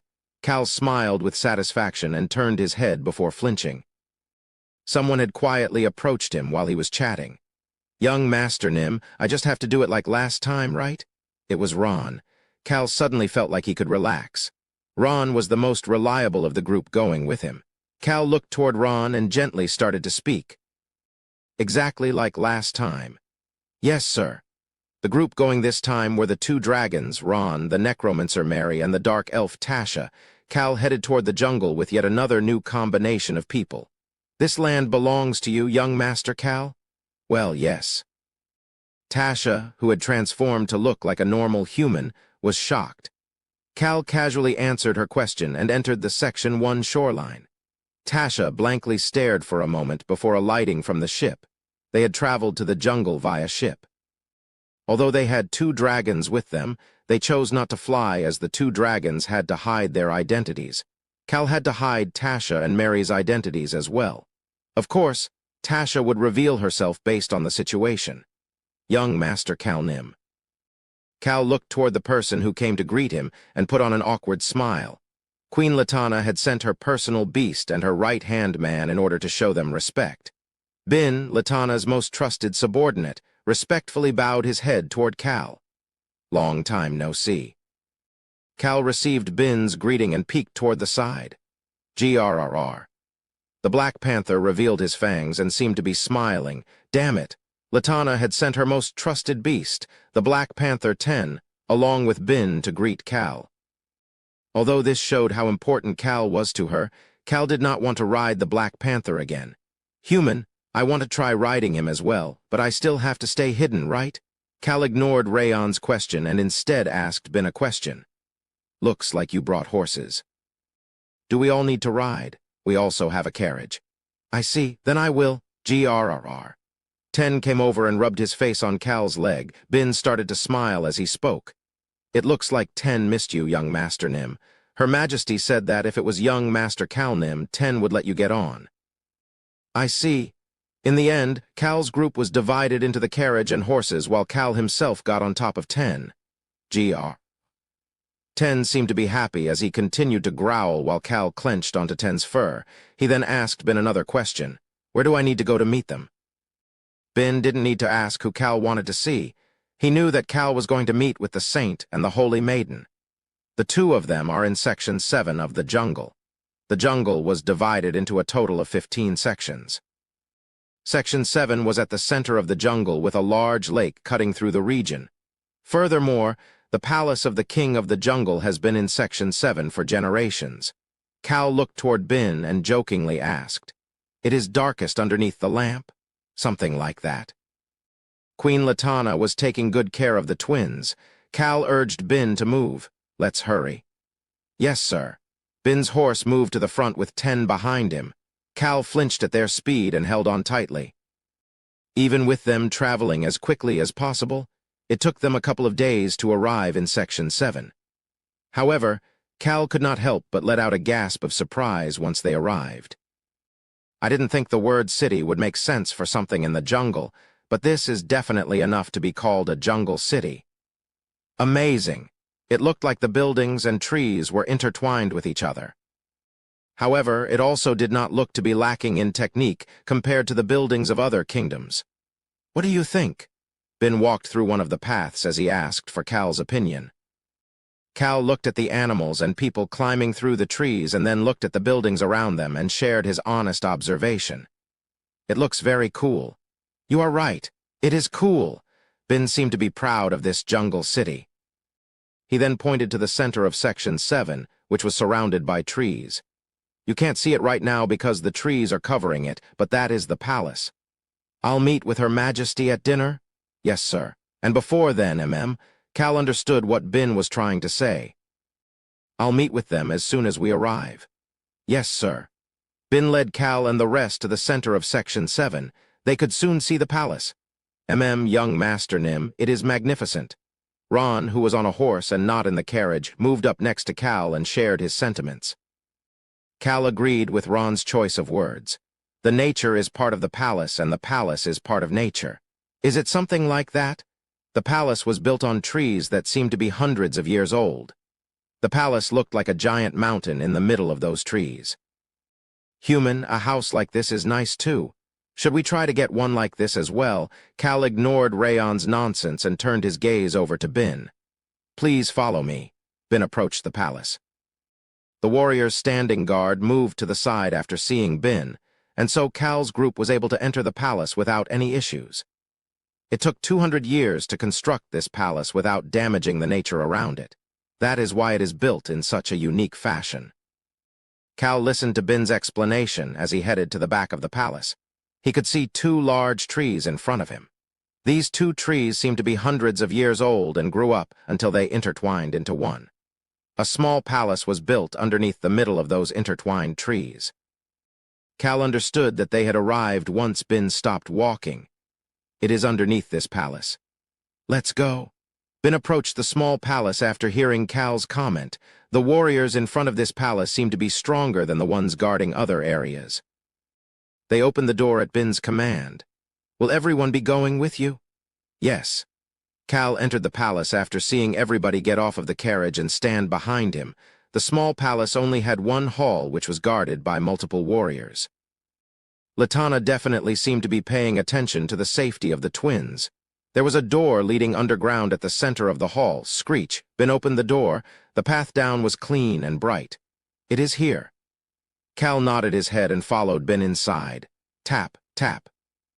Cal could hear their steps as they walked down the stone staircase and thought to himself that this was quite a long way down. Is the underground area the center of this palace? It is. We dug a large area underground in order to not harm the two trees. There are only one servant, one highest-grade warrior, and the two guests in this area. I was stationed here before I left to escort you over. It definitely seemed to be safe. I feel like we've been going down for a while. Is it much farther down? We are almost Something happened before Bin could finish speaking. They heard something from the bottom of the staircase. Ugh, it was the sound of someone screaming. The screaming woman sounded like she was about to die. All of them stopped walking. Tap, something tapped Cal on the shoulder. Cal flinched after turning his head. He could see that a black sleeve was on his shoulder. The black sleeve was naturally a part of Mary's black robe. Mary started to speak. She is seizing. What? It is dangerous. It is a sign that the dead mana is starting to reach the intermediate stages. It is very painful. The screaming continued. Mary quickly added on. She seems to have reached her limit. The Swordmaster Hannah was at her limit. Cal did not respond to Mary and instead turned to give Bin an order. Hurry. Translator's note 1. Author references Mary as Black Robe frequently because that's all you can see. PR, and I hate it. Chapter 136. Together 4. Tap, tap, tap. The sound of their feet rushing down the staircase filled the area. However, the Swordmaster Hannah's scream that appeared every so often drowned it all out. Bin, didn't you say that she was still in the beginning stages? Bin urgently responded to Cal's question. Yes, sir. She was in the beginning stages when we received the message last night. Cal, as well as Latana, had left plenty of highest-grade potions for Hannah to remain at the beginning stages for as long as possible. Cal could hear Tasha starting to speak from behind him. She is reaching the intermediate stages, but she is not there yet. However, it is still dangerous. There was a sense of urgency in Tasha's voice. Cal recalled his conversation with Mary as he continued to run down the stairs. This was a conversation they had while traveling on the ship. You said that there is a way to help her. Yes. It is possible if she is a swordmaster. Mary, I don't want her to just be alive. I know, Calnim. I will help her recover back to normal. Mary had sounded confident. Although Mary might seem like a bit of an airhead, Cal knew that she meant the things she said. Tap. Tap. They could see a door at the bottom of the staircase. The door was open. There was a reason the screams made it out of the room. The servant was standing there, uncertain as to whether he should close the door or keep it open. What is going on? Ah, Bin Nim? The servant's face brightened up after seeing Bin. Cal and Bin immediately headed for the door. They could see a hallway and a room through the open gap. The scream was coming from that room. The servant quickly reported to Bin. The guest started to seize starting about 2 hours ago. The guard is currently in the room waiting for any potential emergency situations while I couldn't decide who to report to. The guest that the servant referred to was the Swordmaster, Hannah. Cal could hear Tasha's shocked mumbling. She's held on for 2 hours. Her endurance is amazing. Cal tried to turn to look at Tasha but ended up making eye contact with the black robe. She's barely holding on. We need to hurry in. Cal did not respond and instead turned his gaze toward the door. Bin and the servant were chatting by the door. The seizures are so serious that we cannot calm. Move. Excuse me. Someone walked between Bin and the servant. The servant took a step back in surprise. A man who had an oppressive aura about him had walked in front of him. That man was Cal. Young Master Nim. Bin called out to Cal and tried to walk in front of Cal. However, his body froze for a moment after making eye contact with Cal. At that moment, Cal pushed the large door with both hands. Screech bang. The door opened with a loud noise and Cal walked inside. Mary, Tasha, the two dragons, and Ron naturally followed behind him. Bin observed this for a moment before giving the servant an order. Inform Her Majesty that an important guest has arrived. Ah, yes, sir. Bin verified that the servant left before urgently rushing behind Cal. Cal had already arrived at the open door inside the hallway. Cal stood on the luxurious carpet as he stood in front of the door. The door was wide open. The room was well lit, making it easy to see. Ron, who was right behind Cal, saw into the room and started to frown. How terrible! It was a terrible sight, even for Ron. Ugh, ah, ah. They could see Hannah on a bed, twisting in pain. Honestly speaking, it was difficult to even tell that it was her. Ah! Black veins throughout her body looked ready to burst. Her nose, eyes, ears, and every other orifice on Hannah's face was currently bleeding. There was also a black smoke rising out of her body. Ah! Ah! She was screaming with a hoarse voice. She seemed to have held back from screaming for a while as her lips were bleeding from where she had bitten down and her eyes were red. Hannah, Hannah, please, oh Lord. The saint was at the edge of Hannah's bed, crying and unable to even say a prayer. He could not pray as he was worried that praying to the sun god would harm Hannah, who was infected by the dead mana. Please, Hannah, just a little more strength, please, the saint pleaded while looking at Hannah. They would have a way to save her if she persevered a bit longer. Tens of empty highest-grade potion bottles were rolling around on the floor. Hannah suddenly started seizing about 2 hours ago. The highest-grade potions did not help. Sniff, sniff. The saint cried while looking at the red eyes that were looking at him. His eyes were red as well. He felt like he was about to go crazy. I want to purify her. Seeing his younger sister continuing to generate black smoke made his thoughts as her brother and his thoughts as a saint clash against each other. As a saint, he wanted to purify his sister with his healing powers in order to get rid of the dead mana and the affected girl from this world. However, doing so would kill his sister as well. That was why he clenched his hands together and desperately pleaded while looking into his sister's eyes. Hannah, hold on a little bit longer. If you do, then she'll get better. Tap. A hand was placed on the saint's shoulder. The saint realized something once he felt the hand on his shoulder. He thought that his sister was looking at him, however. She was looking past his shoulder. The saint slowly turned his head after hearing the familiar voice. It was Cal Henetus. Cal was looking at Hannah as he continued to speak. Good job holding on until now. Hold on just a bit longer. The saint could let out a sigh of relief. However, he felt a pressure that clenched his heart at that moment. The saint's gaze headed toward the door. There was someone wearing a black robe as well as another woman. His hands started to shake as soon as he saw those two people. His instincts, his powers given by the sun god, were telling him about them. A human who uses dead mana and a dark elf. For someone who grew up in the church as a saint of the sun god, these people were his enemies. Although he was a saint who only had healing powers, his mind was still overcome by his natural instincts. Must get rid of them. Must purify them. His divine powers given by the sun god started to surround his body. The saint's eyes turned red for a different reason. It was at that moment. Squeeze. The hand on his shoulder clamped down. The saint turned his head toward the person who was squeezing his shoulder with so much strength that he was about to groan. He made eye contact with Cal.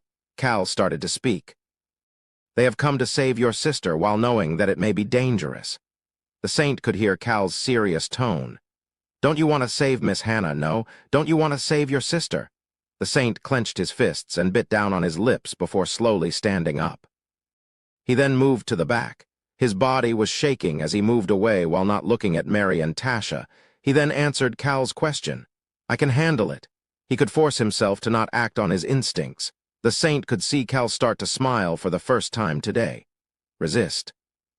Cal gave that short response before immediately giving Tasha and Mary the order. Start. Yes, sir. Got it. The two of them immediately headed toward Hannah. Cal also headed toward the bed and lowered his body toward Hannah, who was still looking at him. He then got close to her ear so that she could hear him better before he started to speak. Hannah. Mary had said that it was possible because she was a sword master. It is impossible to get rid of it completely, but her aura should be able to fuse with the dead mana. However, she will have the darkness attribute once the two fuse together and will also need to constantly maintain the balance between the two. There may also be some side effects, but she will be able to live, and I will be the one to fuse the two together. Cal continued to speak to Hannah. Raise your aura to the highest level. There will be a power helping you fuse the dead mana with your aura. Follow the path created by that power. Ugh, ugh. Hannah opened her mouth to say something, however, only blood and black smoke came out of her mouth. Cal looked at her before saying one more thing. Make sure that you survive. At that moment, Hannah closed her eyes and a golden aura started to come out of her body. Mary pulled up her sleeves to reveal her hands that were covered in what seemed to be black spider webs. A black aura started to rise from her hand. Tasha sat Hannah up while Mary placed both of her hands on Hannah's back. Mary then started to speak. Please direct your aura following my guidance. Tasha created a black fog that surrounded Hannah and Mary at the same time. Cal stepped back. There was nothing left for him to do. Ron and Bin had already stepped out of the room with the highest grade warrior as soon as Mary pulled up her sleeves. Cal turned his head to one corner of the room. The saint was shaking while looking toward them. Iruhaben was standing next to the saint with his arms crossed. Human, the golden dragon, and I will watch the saint. Iruhaben and Rayon did not have anything to do right now as they did not have the darkness attribute. Since Cal was the same way, he just walked over and stood next to the saint. Cal and Iruhaben were standing on either side of the saint. Cal could hear Iruhaben starting to speak. I haven't seen a proper necromancer in a long time. The room was slowly filling up with a dark aura. Cal did not care about it that much as it was not poisonous like the dead mana. However, this was not true for one person in the room. Huff, huff. The saint was breathing roughly. This would be difficult for the saint of the sun god.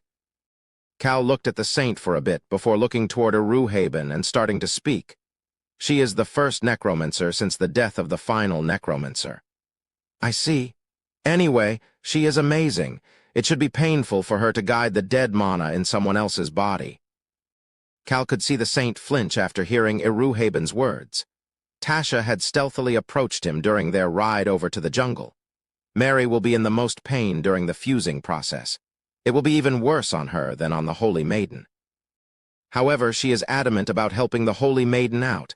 I'm sure that you know about her good nature, young Master Cal. Cal started to speak. That necromancer, Mary, was crossing through the desert of death with her poor parents when she was poisoned by dead mana. The rest of her family died and she was the only survivor.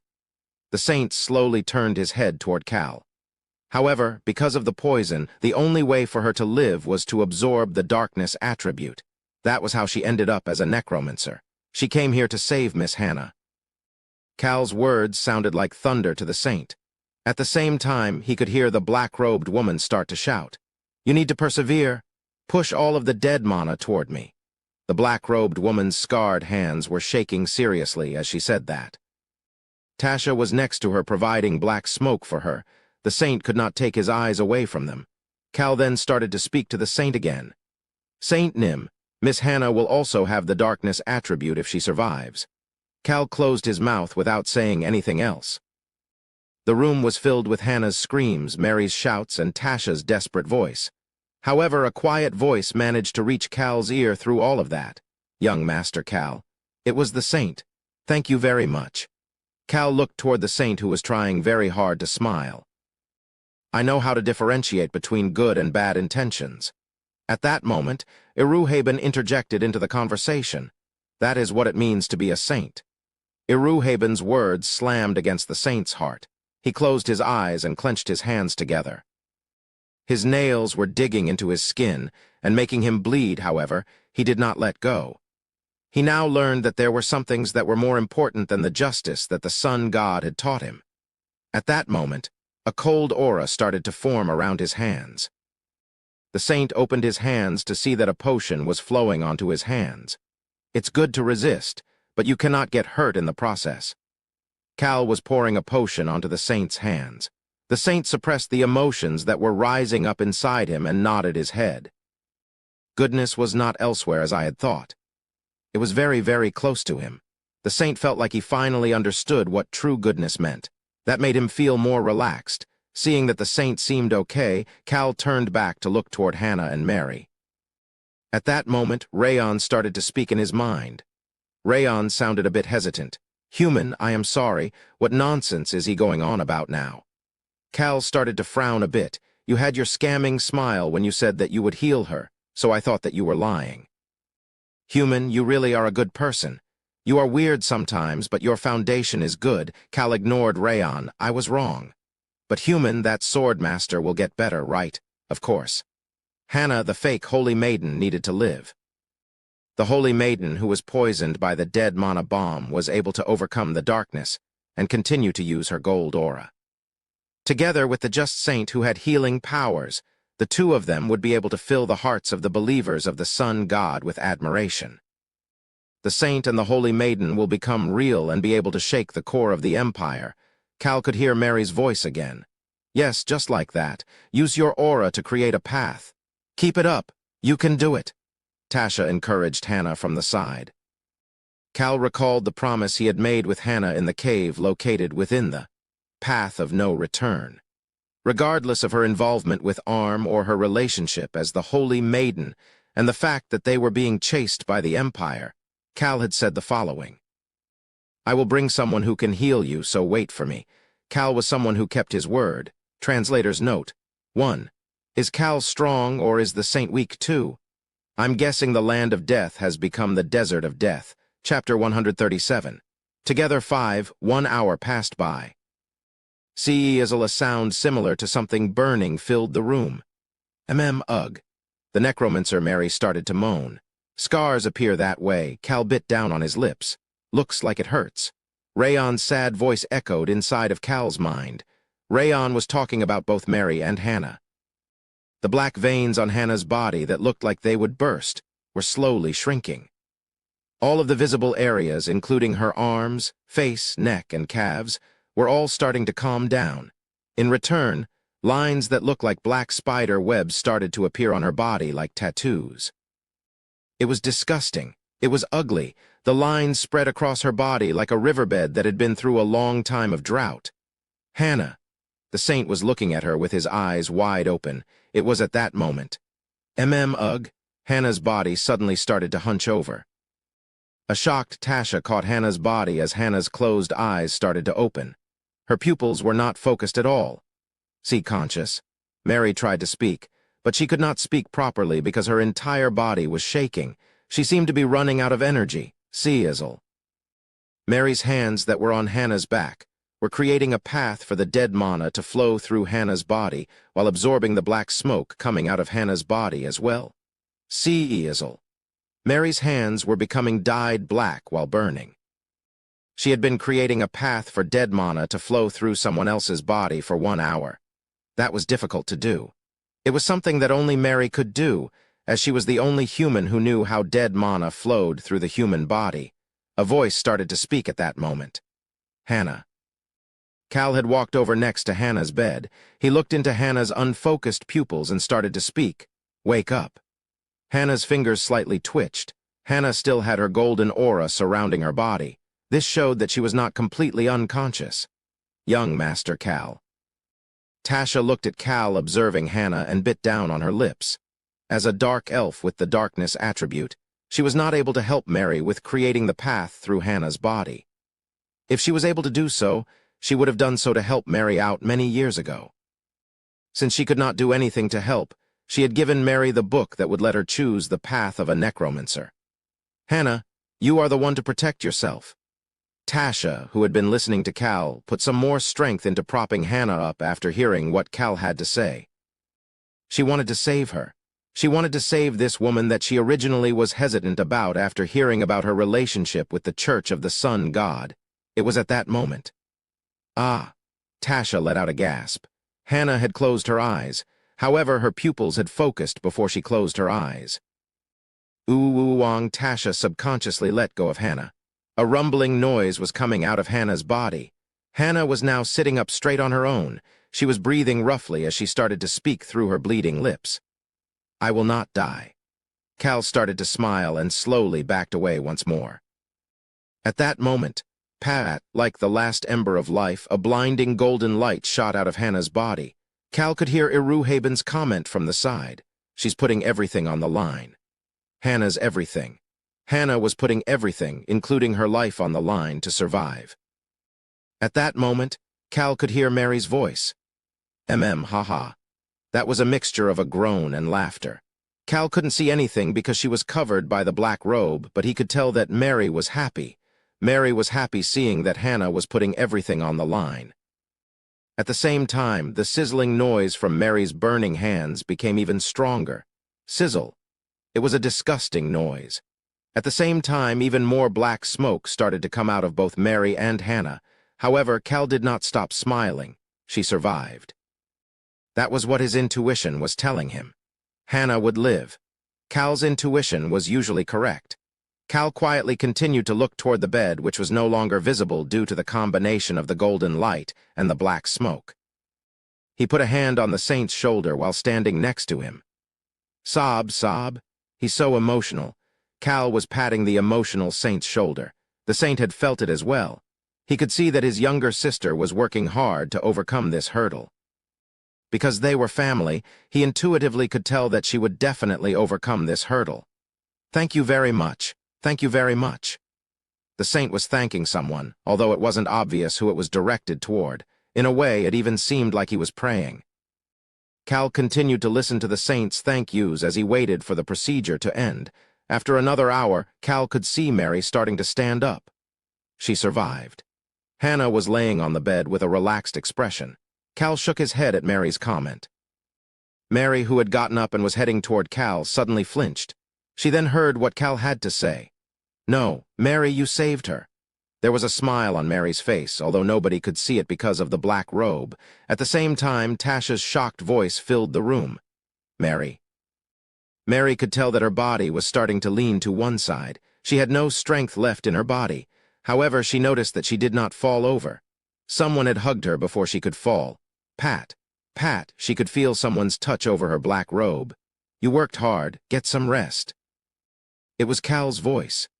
Mary closed her eyes without any hesitation after Cal said that. I saved her. That was the last thought in her mind before Mary fainted. Cal looked down at the black robe in his arms. He managed to prevent her from falling over, however. I don't think that I can lift her up. He was not strong enough to lift her up. His legs were also hurting after standing up for 2 hours straight. Cal slowly turned his gaze and made eye contact with Tasha. Tasha, who had been rushing toward Mary before Cal caught her, was standing there with a blank expression. Cal looked toward her and started to speak. Tasha. Yes, yes. You can move Mary with the wind elemental, right? Ah, yes. Tasha nodded her head. The wind elemental would be able to move someone like Mary. Tasha could see Cal starting to smile at her response. He pointed at Mary with his chin and gave the order, move her. He did not have the strength to move her himself. Both Hannah and Mary had fainted after the procedure was over, but they had succeeded. Both of them were still alive. Young Master Nim. Cal turned his head toward the cautious voice calling for him.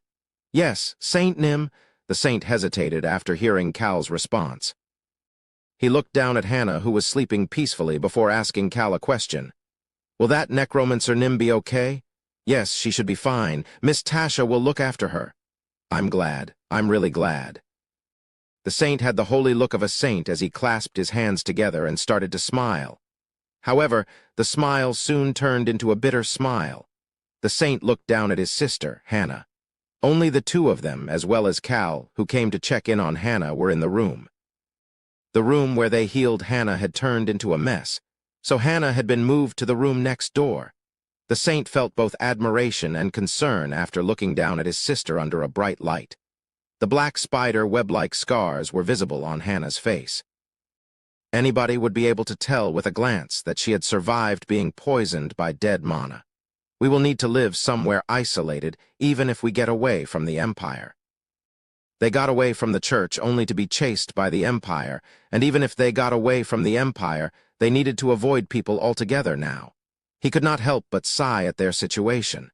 There will be a lot of troubles from here on. Do you really think so? The saint nodded his head at Cal's question. However, he did not sound completely defeated. Yes, people are wary of the darkness attribute and dead mana. However, now it is my turn to protect my sister. If they needed to hide away from the judging eyes of the world, it was now his turn to protect Hannah and keep her hidden. Both bitterness and joy were on the saint's face at the same time. We will need to spend our whole lives in hiding because people will easily recognize that Hannah has the darkness attribute after seeing the scars on her face. However, it is enough that she is alive. Why do you need to live in hiding? Excuse me. The saint thought that he did not hear Cal correctly. He turned his gaze away from Hannah and looked toward Cal. Cal looked confident. Rayon was currently speaking inside Cal's mind. Human, that swordmaster seems to have woken up. Cal let that go in through one ear and out the other as he continued to say what he needed to say. Dead mana is a severe poison for humans. The fact that she was able to overcome it and survive is a miracle. The saint could see that the way Cal was looking at Hannah the same way as usual. At that moment, this thought crossed his mind. Is it because it is young Master Cal that he is able to be around a necromancer, a dark elf, a necromancer, and even a servant with an artificial arm? Cal did not seem to have any issues being around beings with the darkness affinity. Cal was still speaking as those thoughts crossed the saint's mind. People who have been through a lot have rougher hands. I just consider the scar on her face as a symbol of what she has overcome. Ah, the saint let out a small gasp. I think that someday people will appreciate and celebrate someone who was able to overcome such a burden, just like how you are thankful toward Mary right now. The saint felt like his heart was beating wildly. He had not purified Mary like his instincts from the sun god were telling him to do, and now he was thankful to her. It was because he knew about her story. He knew about how Mary was poisoned by dead mana and everything she had to overcome to survive. He also knew that she was willing to suffer through pain in order to save a stranger, even after going through so many hardships in her personal life. The sun god had said the following to his believers: "Goodness is like a bright light." No matter how long a human wanders lost in the darkness, a single ray of light could help them continue to live. Jack, this half-saint who had been living under the oppression of the church, started to understand the teachings that he had been taught. Jack started to speak. Young Master Cal, just because someone has the darkness attribute does not mean that they have no good in their heart. That means that the individual is also a source of light, right? Jack wanted Cal to answer that for him. Cal had no problem responding back. Saint Nim, a world that understands that fact will soon appear. Rayon started to speak in Cal's mind again. Human, look, the Swordmaster's eyelids are shaking.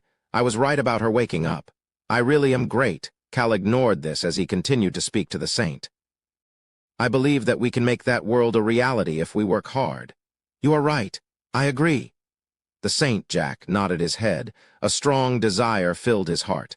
I will work to make sure that such a world is created. Both Hannah and the necromancer Nim just happen to have the darkness attribute. They are still good people who are willing to be that ray of light for the benefit of others. I will work hard to make sure that people can understand that they are good people. Jack could see Cal starting to smile. Cal looked past Jack's shoulder and to the bed behind him. The Swordmaster Hannah was starting to open her eyes. She made eye contact with Cal once her eyes completely opened. Cal looked at her as he started to speak. The people who have overcome difficulties must be applauded. The people who have survived through it all have earned that right. Hannah clearly understood what Cal meant by the people who have survived through it all. Although it was difficult, Hannah smiled toward Cal. However, that smile was not warm at all. It was a smile that was a mix of joy for being alive and coldness to get her revenge. You are right. Young Master Cal, you really are a deep individual. Cal modestly smiled toward the excited saint. He looked toward the now real saint and the fake holy maiden who had not forgotten her goal as he started to think. I've prepared something to use in order to surprise the Empire. The preparations for a show to shake the Empire were now complete. Chapter 138. Together 6. But that show was still a long time away, and there were a ton of issues to take care of prior to it. But those issues aren't my problems to take care of. Cal leisurely took a sip of the tea that was a special item of the jungle. Cal was currently drinking tea and chatting with Queen Latana. Tap. Cal could hear Latana's voice as soon as he put his teacup down. According to the information given by the saint, there was a lot of research for war and killing at the alchemist's bell tower. Latana's face looked disgusted as she said that. Cal could imagine what was making her put on such a disgusted face. He started to speak. They probably needed to do a lot of experiments for such research. Latana nodded her head at Cal's comment and gulped down her tea. Isn't it hot? Cal was worried about Latana burning herself. Bang! However, he did not say anything after seeing Latana bang the teacup onto the glass table. Latana's black pupils were full of anger. I cannot forgive them. How can they kill so many animals and humans in such a cruel manner? Cal looked toward the angry Latana and took another sip of his tea. Both alchemy and magic required a significant amount of experiments when creating war-related or killing-related items. The majority of those experiments were completed on the orcs or goblins. Although Cal didn't think that was necessarily a good method either, the methods of the alchemists' bell tower that the saint shared with them was even crueler. The Empire is one of the few kingdoms that still allowed for slaves. They used these slaves for the experiments. They also killed a large number of animals as well. That was why the citizens of the jungle, people who did not have slaves and lived in harmony with animals, could not help but be angry. Latana looked toward Cal and asked, "Don't you think that it is cruel as well, young Master Cal?" "It is." "Right.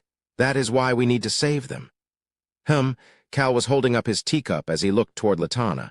For some reason, her fierce gaze made him get the chills. "Young Master Cal, I have bad blood with the Empire and the Alchemist's bell tower." This was because the Imperial Prince and Alchemy were responsible for the fire in Section 1. However, I have no plan for conquering the Empire's land, nor do I want to kill the Empire's citizens. I want to kill the Basta, no anyway. I just want to get rid of the person in charge and prevent future experiments like this. Do I just need to deliver this message to Crown Prince Alberu? Latana smiled and nodded her head. Yes, please inform His Highness that this is our position. Cal nodded his head. The Roan Kingdom was currently working as the focal point to connect all of these other nations. They had no other choice, as only Cal and Alberu had knowledge about the current situation of the continent. The Whipper Kingdom, the Breck Kingdom, and the Jungle. These three nations only knew that the Empire was working together with the Northern Alliance. Only Cal, Alberu, and their people knew that Arm was involved with them as well. Cal nodded his head as he lowered his teacup. "I will deliver the message. By the way, Miss Lena." "Yes." Cal put the teacup on the table and clasped his hands together with a serious expression. Latana looked at him with a stiff expression as well. Cal started to speak. "Wouldn't it be better to just destroy the Alchemist's bell tower while you're at it?" "Excuse me."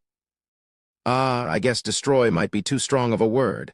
How about we change it to break down?" "Excuse me?" Latana looked toward Cal as if she could not comprehend what he was saying. Cal's calm voice responded back. "That was just a thought I had after hearing about their cruelty." "Don't you feel the same way, Miss Lena?" "Of course. But it is not easy to take that bell tower down. Although it was called a bell tower, other than the large bell on the roof of the tower, it was a fortress that was even stronger than the magic tower." Cal showed his agreement with Latana's comment. "You're right. It is not easy to do so." Latana felt odd, but picked her teacup back up after seeing Cal agree with her before she started to speak again. "I think it will be difficult to break down the bell tower that has been standing for hundreds of years. I want to do it, though." "I suppose so." Cal agreed with Latana as he started to think. "Looks like I'll be able to take a couple of the jungle's warriors when I go to destroy the bell tower." Cal already had planned on destroying the bell tower. He needed to do so. That would destroy one of the pillars of the Empire. The Empire could be said to consist of alchemy and the Church of the Sun God serving as the pillars of the Empire, while the royal family served as the roof. People were saying that the Church of the Sun God was currently in the process of being destroyed. However, Cal was planning on destroying the bell tower and creating a new pillar for the Empire. It would be a new and upgraded Church of the Sun God. No, it is better to call it the foundation rather than a pillar. Pillars are created on top of foundations. Cal was thinking about recreating everything, starting from the foundation. However, that was not something for Cal to do. He was planning on making other people destroy the bell tower before observing what happened next. Of course, he had plans for it, which was why he was working his ass off right now in order to set up the pieces. One of those pieces was brought up by Latana. "Then will you be looking after the saint and the holy maiden?" Cal had told Latana that he was taking Jack and Hannah with him. "Yes, I wish to do so if it is okay with you, Miss Latana." "It does not matter to me." A real holy maiden and saint would be helpful to pressure the empire in the future, however. They were a pair of a fake holy maiden and a half-saint. Latana did not need the two anymore, as she had already received all of the information from the saint. Then I will take them with me. Latana quietly looked at Cal, who was planning on taking on these baggage or even potential time bombs with him. Cal gently smiled at her. And you know about the black robe, right? I know. I will definitely keep it a secret. Alberu had told Latana that they had someone to deal with the dead mana bombs. Cal had brought that person over with him, and this was, of course, something that needed to be kept a secret. Latana had not told anybody other than Bin and a couple other direct subordinates. Latana looked at the empty teacup and got up from her seat. Let us get up now. Cal followed her up as he did not have anything else to say either. She looked toward Cal and asked, "Will you leave right away?" "I plan to move as quickly as possible once the Holy Maiden has healed." Latana nodded her head as if she had expected his answer and started to smile. "I feel like she will recover quickly with you by her side, young Master Cal. I think that she'll be able to get the greatest revenge." Latana did not say that part. The greatest revenge that Cal had talked about, living happily ever after. She thought that Cal would give that to the twins. How could someone always be putting others before himself? She did not have the confidence to live like Cal. In return, she decided to do the best she could in her role. "Young Master Cal, I will take responsibility for safely escorting you to the shore." "Great. Thank you very much." Cal wanted to tell Latana that she didn't need to do that, but thought it would get annoying to have to explain himself, and so he just accepted her offer. "I have 2 dragons with me." Cal's group did not need an escort. Clunk, clunk. The carriage clunked as it traveled on the dirt road. This single carriage was heading to Harris Village. Click. Sh. The window by the driver's side opened. Ron, who was serving as the driver, looked inside. "Young Master Nim, the road seems to be rough because of the couple days of rain we had. I ask for your understanding." "It's fine since the seat is soft." Cal answered as he looked around. Iruhaben was across from him, sitting with his legs crossed and looking out the window. Tasha was sitting on top of the carriage. She said that it was because the seats were tiny, and because it was suffocating sitting in a carriage with 2 dragons. As for the people next to Iruhaben and Cal, that was a mess. First, the swordmaster Hannah, who was wearing a white robe, had taken up a large portion of the chair and was leaning back while holding Mary's hand. Rayon and the Saint, Jack, were next to the 2 women. Rayon started to speak. "Hey, little Saint, have you ever been to the Forest of Darkness?" He sounded like an emperor talking to one of his subjects. Jack respectfully responded back. "No, Dragon Nim, I have never been outside of the Empire's capital until recently when we were on the run." "I see. I will show you around. I will show you around the village as well." Mary, who had been quiet, started to speak as well. "I had never seen the world before until Dragon Nim showed me around either. There are many amazing places in the world." Mary and Jack were 2 innocent souls who did not know anything about the world and seemed to fit right in with Rayon. Cal, who was observing them while internally clicking his tongue, made eye contact with Jack. Jack bowed toward Cal. Both of his hands were wrapped up in bandages. Cal had introduced his group to Jack and Hannah as he was taking them to the Super Rock Cave. This included the 2 dragons. At that moment, Jack had responded back with a voice that was full of admiration. As expected, the light seems to be by someone with such a big heart. Cal didn't really like that response. However, Hannah gave him quite a favorable response. "Great. We should be able to do it properly." He didn't need to ask what she was thinking about doing. Hannah seemed very happy that there were 2 dragons. Hannah was excited about the thoughts of getting her revenge. That type of response was what Cal preferred. "Hoo-woo." Cal heard a sigh and thought that he had subconsciously sighed. However, it was not him. Iruhaben was staring at Rayon before turning back to look out the window. He then started to mumble. "My goodness, I have never seen a dragon acting as a guide. I'm definitely getting too old." Iruhaben seemed to be saying that quite often these days. Cal was now used to it, and so he started to lean back in the seat. He was planning on resting until they arrived at the underground villa. They soon arrived at the underground residence with their new party members. The people who had been at the residence came up to greet them. However, their gazes while looking at the saint and holy maiden were not warm. Cal observed the expressions on the group's faces. Oh, new family members? Hans, who did not know anything, had a bright expression, while the wolf children looked toward Beecrox and Ron for guidance. At that moment, Beecrox started to speak. It looks like we will need to prepare food for 2 more people. Seeing Beecrox being okay with it, the wolf children all relaxed. Cal's gaze then turned toward Choi Han and Rosalind. Choi Han was looking off at a distance while Rosalind smiled as soon as she made eye contact with Cal. Rosalind and the swordmaster Hannah had fought once over the ocean. Cal recalled the conversation the 2 of them had while fighting. Wow, Unni, you are so strong. Right. I am a pretty strong mage. Unni, you have another mage as well. Didn't I tell you that we are a secret organization? Cal recalled how the golden aura and magic had filled the air. Cal put on an awkward smile in response to Rosalind's smile. It was at that moment. The swordmaster Hannah had pulled off her hood. Ah!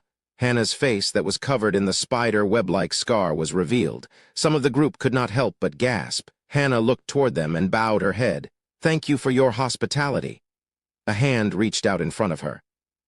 Hannah lifted her head to see Rosalind reaching her hand toward her. Hannah started to reach her own hand out before stopping after seeing her now disgusting-looking hand. However, the other hand quickly grabbed her hand. Rosalind started to speak to Hannah. Welcome. Rosalind and Cal made eye contact and Cal nodded his head. Rosalind was really the person who best understood Cal. Cal stepped forward and started to speak to everyone. Let's get some rest first. He was tired and wanted to lay down. A few weeks passed by. It was now the middle of the summer and extremely hot. Cal was lying down on top of the marble floor. The marble is the best when it's hot. He had pushed aside the carpet on the 5th floor in order to lay down on the cold marble and relax. The energetic voices were still shouting outside the window. They were in the midst of their training. Of course, this had nothing to do with Cal. Plop. Plop. He was eating grapes one at a time as he started to mumble to himself. It's about time they contact me. At that moment, a chilliness that was incomparable to the marble landed on Cal's neck. His gaze immediately headed toward the desk. The video communication device was glowing red. It's the Crown Prince. That color meant that Alberu was contacting him. Ha! Cal lifted himself off the floor. He had been waiting for this call. He had been rolling around doing nothing in order to gather enough energy for this moment. It was now time to put that energy to use. Cal headed toward the door to find either Rosalind or Rayon to answer the call. However, he didn't need to go very far. Screech. The door had opened with a weak noise and Rayon entered. Don't talk to me. Cal flinched. Rayon's shoulders were down as he flew in. There was no strength as his wings fluttered. Rayon's eyes were down as well. Rather than flying, Rayon was actually floating with his paws down as if he had no energy. Why is he like this? Cal had never seen Rayon like this before. At that moment, one more person entered the room. No, another dragon entered the room. Iruhaben Nim. It was the gold dragon, Iruhaben. Iruhaben peeked toward Rayon before looking back toward Cal and starting to speak. I'm not saying this because I was the one to teach him. Excuse me? He is pretty smart. He learned things that he should learn in 3 months in just 1 month. Why is he suddenly telling me this? Cal could not understand Iruhaben's random comment and Rayon's depressed appearance. Iruhaben continued to speak as if he could not see the confusion on Cal's face. Iruhaben also seemed to be confused, but he is not growing. What? Now what is he saying? Iruhaben started to speak as if he had no idea what was going on. He's not reaching his first growth phase. It should be time, so what is going on? He needs to create the plate in order for his body to grow as well. Cal finally understood what was going on. He turned his head to look at Rayon and the two made eye contact. Human, don't talk to me. Rayon then crawled underneath the blanket. But I am great, so I will still do what I need to do. He then proceeded to connect the video communication device. Cal saw that the video communication device was glowing blue with Rayon's magic, before turning his gaze over to the bed. A lump the size of Rayon was now at the center of the blanket. Iruhaben sighed before leaving the room while Cal looked toward Alberu's face that was over the video communication device on the opposite side of the room. Alberu commented as soon as he saw Cal's face. "Why do you have such an expression on your face? Did the heat get to you?" Translator's note. 1. Plate here refers to something similar to an individual's foundation. I'm going to keep it as plate because it is used multiple times in future chapters and it'll be easier to remember. Chapter 139. In the middle of the night 1. This expression must have come out because I am so happy to see you, Your Highness. Cal sat down on the couch in front of the video communication device as he answered. Based on the fact that you can say crap like that, I guess you're normal. Cal did not pay any attention to Alberu's brusque choice of words. Instead, he focused on the color of Alberu's face. Alberu looked very pale. Although his blonde hair and blue eyes still looked as bright as ever, he looked tired. Your Highness, you seem to be tired. You want to help me? I will send some medicine your way. Alberu snorted at Cal's response. He lifted his hand up to touch his forehead. The balance of power in the Roan Kingdom had changed drastically since a year ago. The northwestern Stan territory now followed Alberu instead of the third prince, while the majority of the northeastern territories followed Alberu as well. Furthermore, since the northwestern naval base that is currently under construction was Alberu's personal project, a significant amount of power was directed toward Alberu. Finally, the king, as well as some of the top strategists of the kingdom, knew that Alberu had brought over the mages of the Whipper Kingdom and included them in his faction. I am responsible for this meeting as well. Crown Prince Alberu was the one to gather the 4 kingdoms, specifically the Roan Kingdom, Breck Kingdom, Whipper Kingdom, and the Jungle. Alberu felt like that the Roan Kingdom was slowly falling into his grasp. It needed to be that way. We need to band together tightly in order to win. They needed to be one to survive through war and chaos. Alberu was currently taking the proper steps to get there. That was why he was amazed. Alberu's gaze moved to Cal. It's all thanks to this bastard. He had heard about how Cal had helped tailor Stan. Amaru Ubar had also told him that the naval base was Cal's suggestion. The Whipper Kingdom, as well as this 4-kingdom meeting, relied a lot on this bastard as well. Alberu said what was on his mind without thinking. What the hell do you even go around doing? Although it may seem like I am slacking off, I am currently working hard in order to gather information. Cal felt guilty internally but casually appealed to Alberu that he was doing a lot of things. Naturally, Alberu did not believe him. Instead, he said what he needed to say. Miss Rosalind hasn't come back from the Breck Kingdom? Yes, sir. She left 2 weeks ago but has not returned yet. Alberu nodded his head and continued to speak. The meeting is coming up. You will go with me. Although Alberu was saying it like a command, he was focused on Cal's reaction. Cal was smiling. This will be my first trip with you, Your Highness. That makes me really not want to go. Cal nodded his head since he felt the same way. Alberu thought that Cal would be the only one to treat the future king this way as he started to speak. I'm sure that you've prepared everything. This meeting would take place in the land that Latana had given to Cal. Latana agreed to prepare everything for it, so the preparations that Alberu was talking about was regarding something else. Your Highness, please do not worry.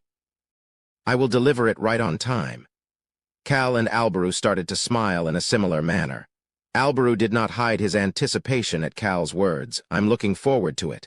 Everybody will be surprised. Anyway, we are moving in secret, so make your group as small as possible. Yes, sir.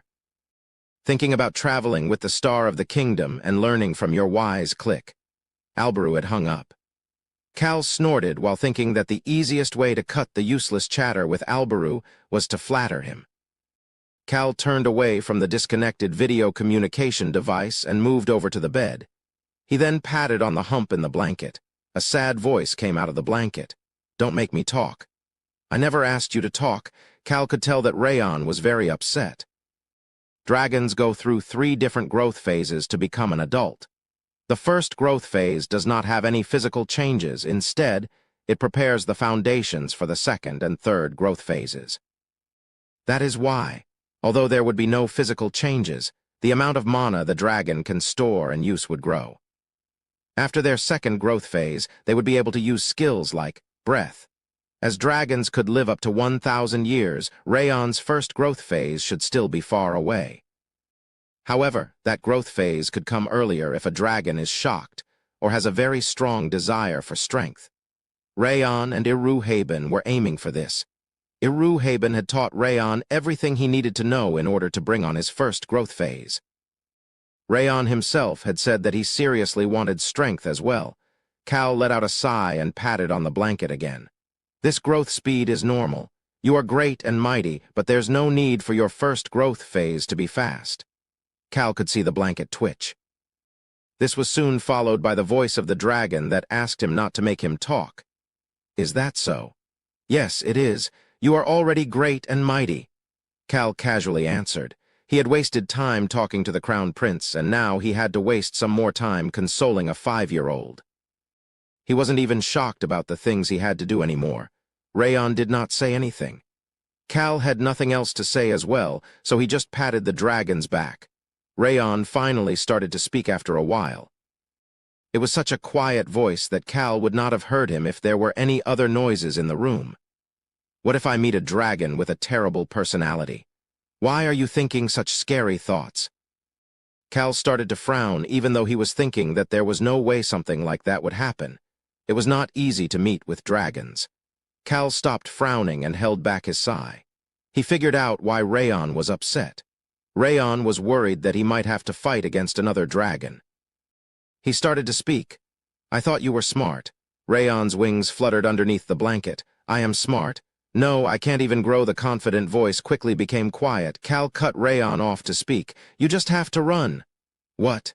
If you meet a terrible dragon, just run away. But then, surviving is what makes you great and mighty. Rayon stopped talking. Cal continued to speak. You survived through that cave. The dragon who had been covering his face with his 2 front paws slowly moved his paws away. Rayon thought about how he had survived through the cave that was even darker than underneath this blanket. Surviving. That is true strength. Rayon could hear Cal's voice from outside the blanket. He looked down at his paws and his eyes started to glow. However, Cal had no way of knowing about this as he continued to say whatever came to his mind. And you can always return to get them back later. Rayon started to shake from underneath the blanket. However, Cal, who was getting tired of consoling this dragon, didn't pay attention to that as he continued to speak. If you survive and then return to get the dragon or whatever enemy it may be back, then you win. Cal had nothing else to say and got up from the bed. He casually added on to Rayon, who had calmed down underneath the blanket. I'll tell Beacrox to make you some ice cream, so come out. Don't make me talk. Cal noticed that Rayon sounded more energetic and left the 5th floor without any regret. He went into the kitchen on the 1st floor and gave an order to Beacrox, who was wearing white gloves. 1 ice cream and some fruit. Cal was soon eating fruit from Beacrox, who seemed to be more focused on cleaning the villa than training these days. Of course, the ice cream was placed by Cal's side. Screech, the kitchen door opened very slowly before the small dragon entered through the crack. Rayon peeked at Cal before slowly flying over to the chair next to Cal. Cal did not even give Rayon a glance. Seeing Cal not looking at him, Rayon started to eat his ice cream. Crunch. Crunch. The sound of Cal chewing on the fruits, Beacrox washing dishes, and Rayon eating ice cream filled the kitchen. However, a sudden sharp noise disturbed their calm. Clack. Cal put the fork down on the plate almost as if he was throwing it. Rayon slowly moved his eyes to look at Cal. Cal and Rayon made eye contact and Rayon flinched. Cal looked at the flinching Rayon and started to speak. Come with me. Who else is coming? You and me. It'll just be the 2 of us. Rayon's wings suddenly fluttered.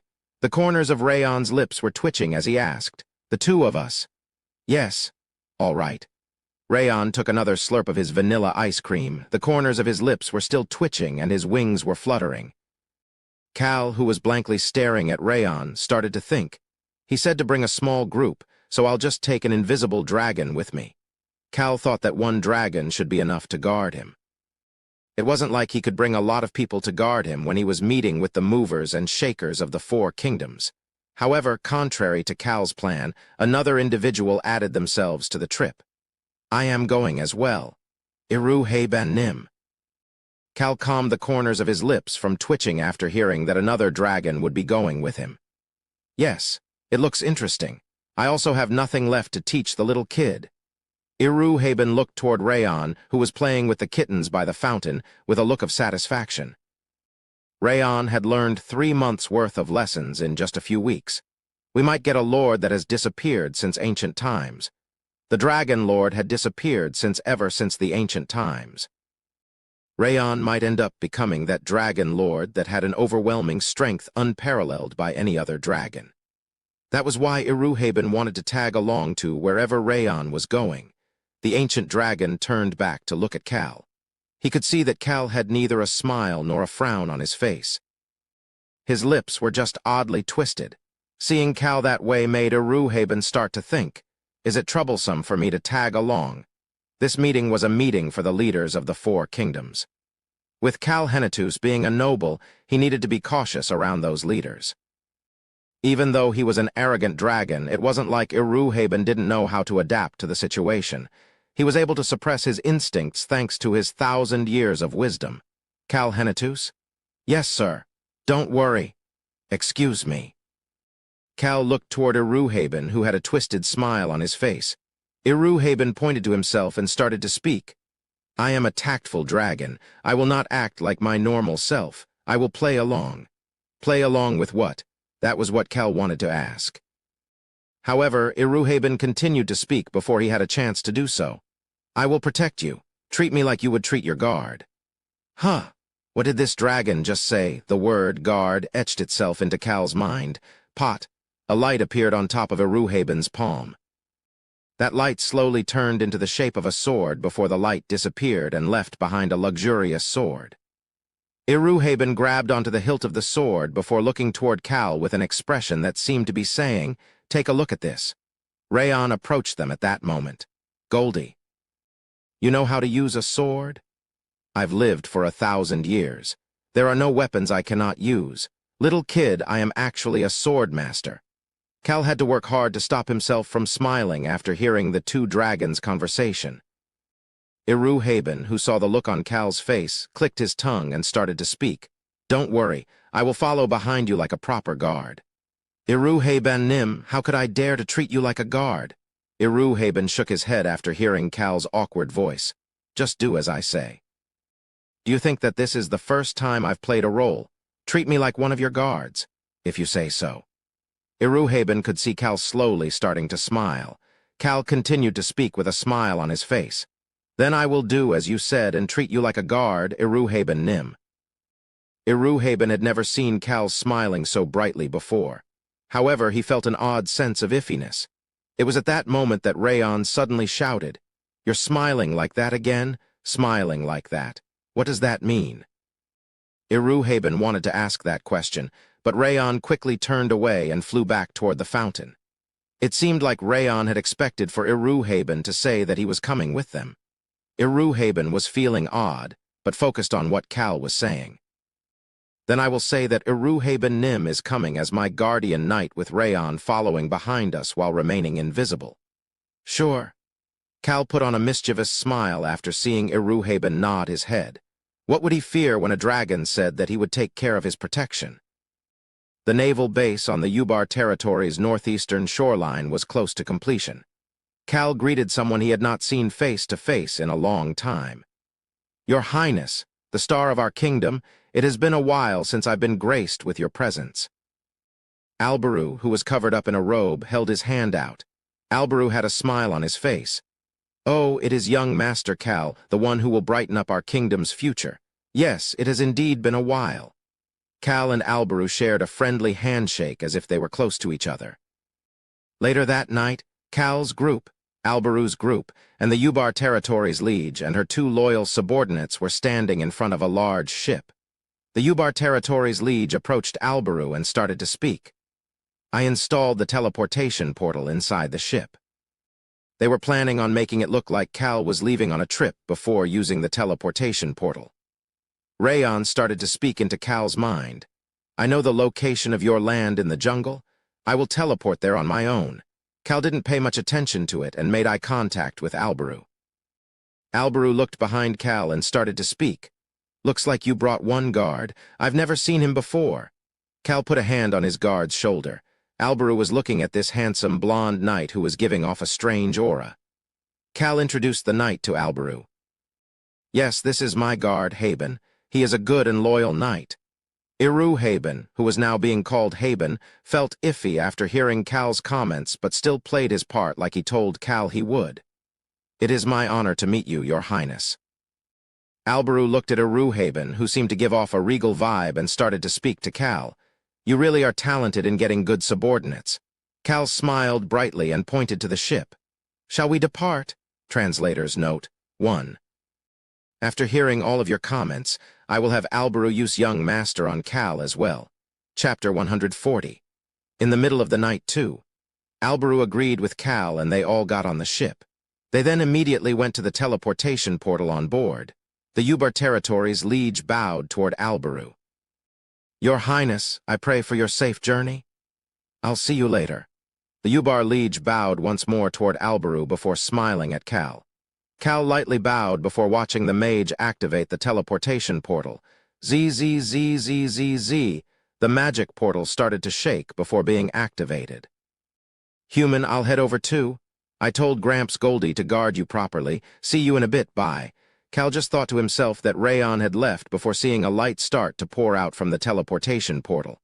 He could hear Alberu's voice at that moment. Cal Henetus? Yes, Your Highness. You just need to be your usual self. My usual self? Crackle, zzzzzzzzz. The long-distance teleportation portal started to vibrate. Cal did not look at how the world was warping around him. Instead, he looked toward Alberu. Alberu was smiling. Yes, just act like your usual self. If you do that, then good things will happen. Alberu did not say that part out loud. Cal looked toward Alberu and started to think. Then I guess I better be quiet as usual. Cal's specialty was blankly staring into nothing for hours without thinking about anything. At that moment, the warped surroundings let out a bright light and covered Cal's vision. A few seconds later, Cal could see that the light was starting to disappear. Once the light disappeared completely, a salty smell filled their noses, along with the sound of waves crashing against the shore. You are the second to arrive. Cal could see Queen Latana smiling at them. Alberu left the teleportation area and approached Latana. Queen Latana, it is nice to see you again. We haven't seen each other ever since we last met at the Empire. Crown Prince Alberu, you still look tired. Alberu started to chat with Latana while Cal slowly moved away from the teleportation portal and looked around. Latana, as well as her personal guards, were maintaining the teleportation portal at the shore. The mages of the jungle also put some alarms in the sky. Is it over there?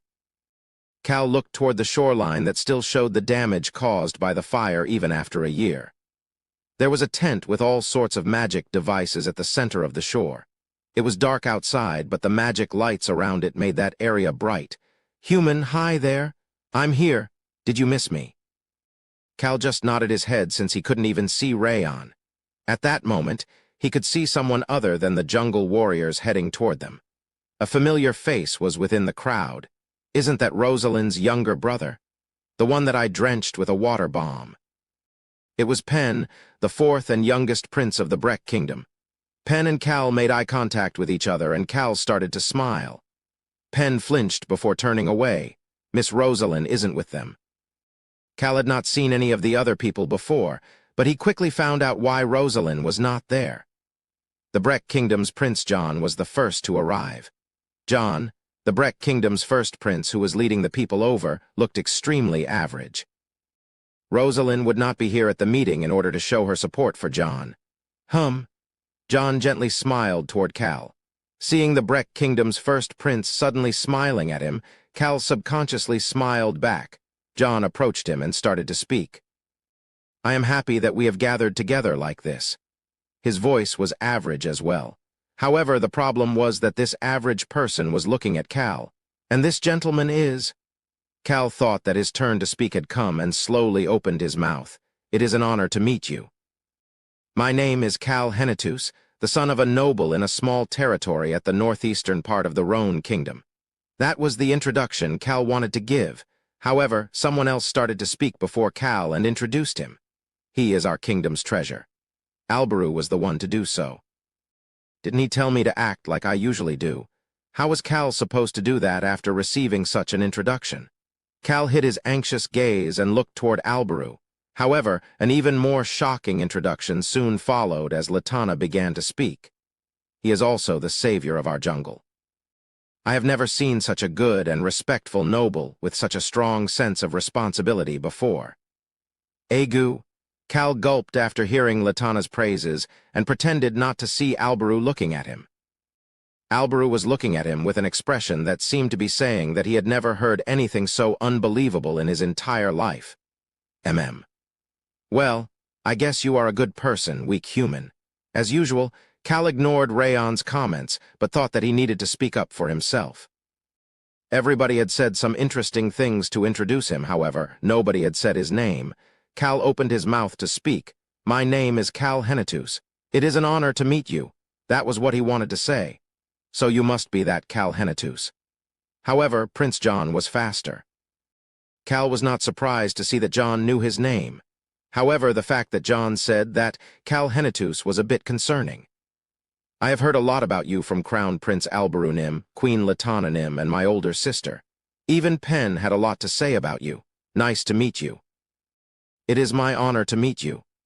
Cal shook John's hand and respectfully greeted him.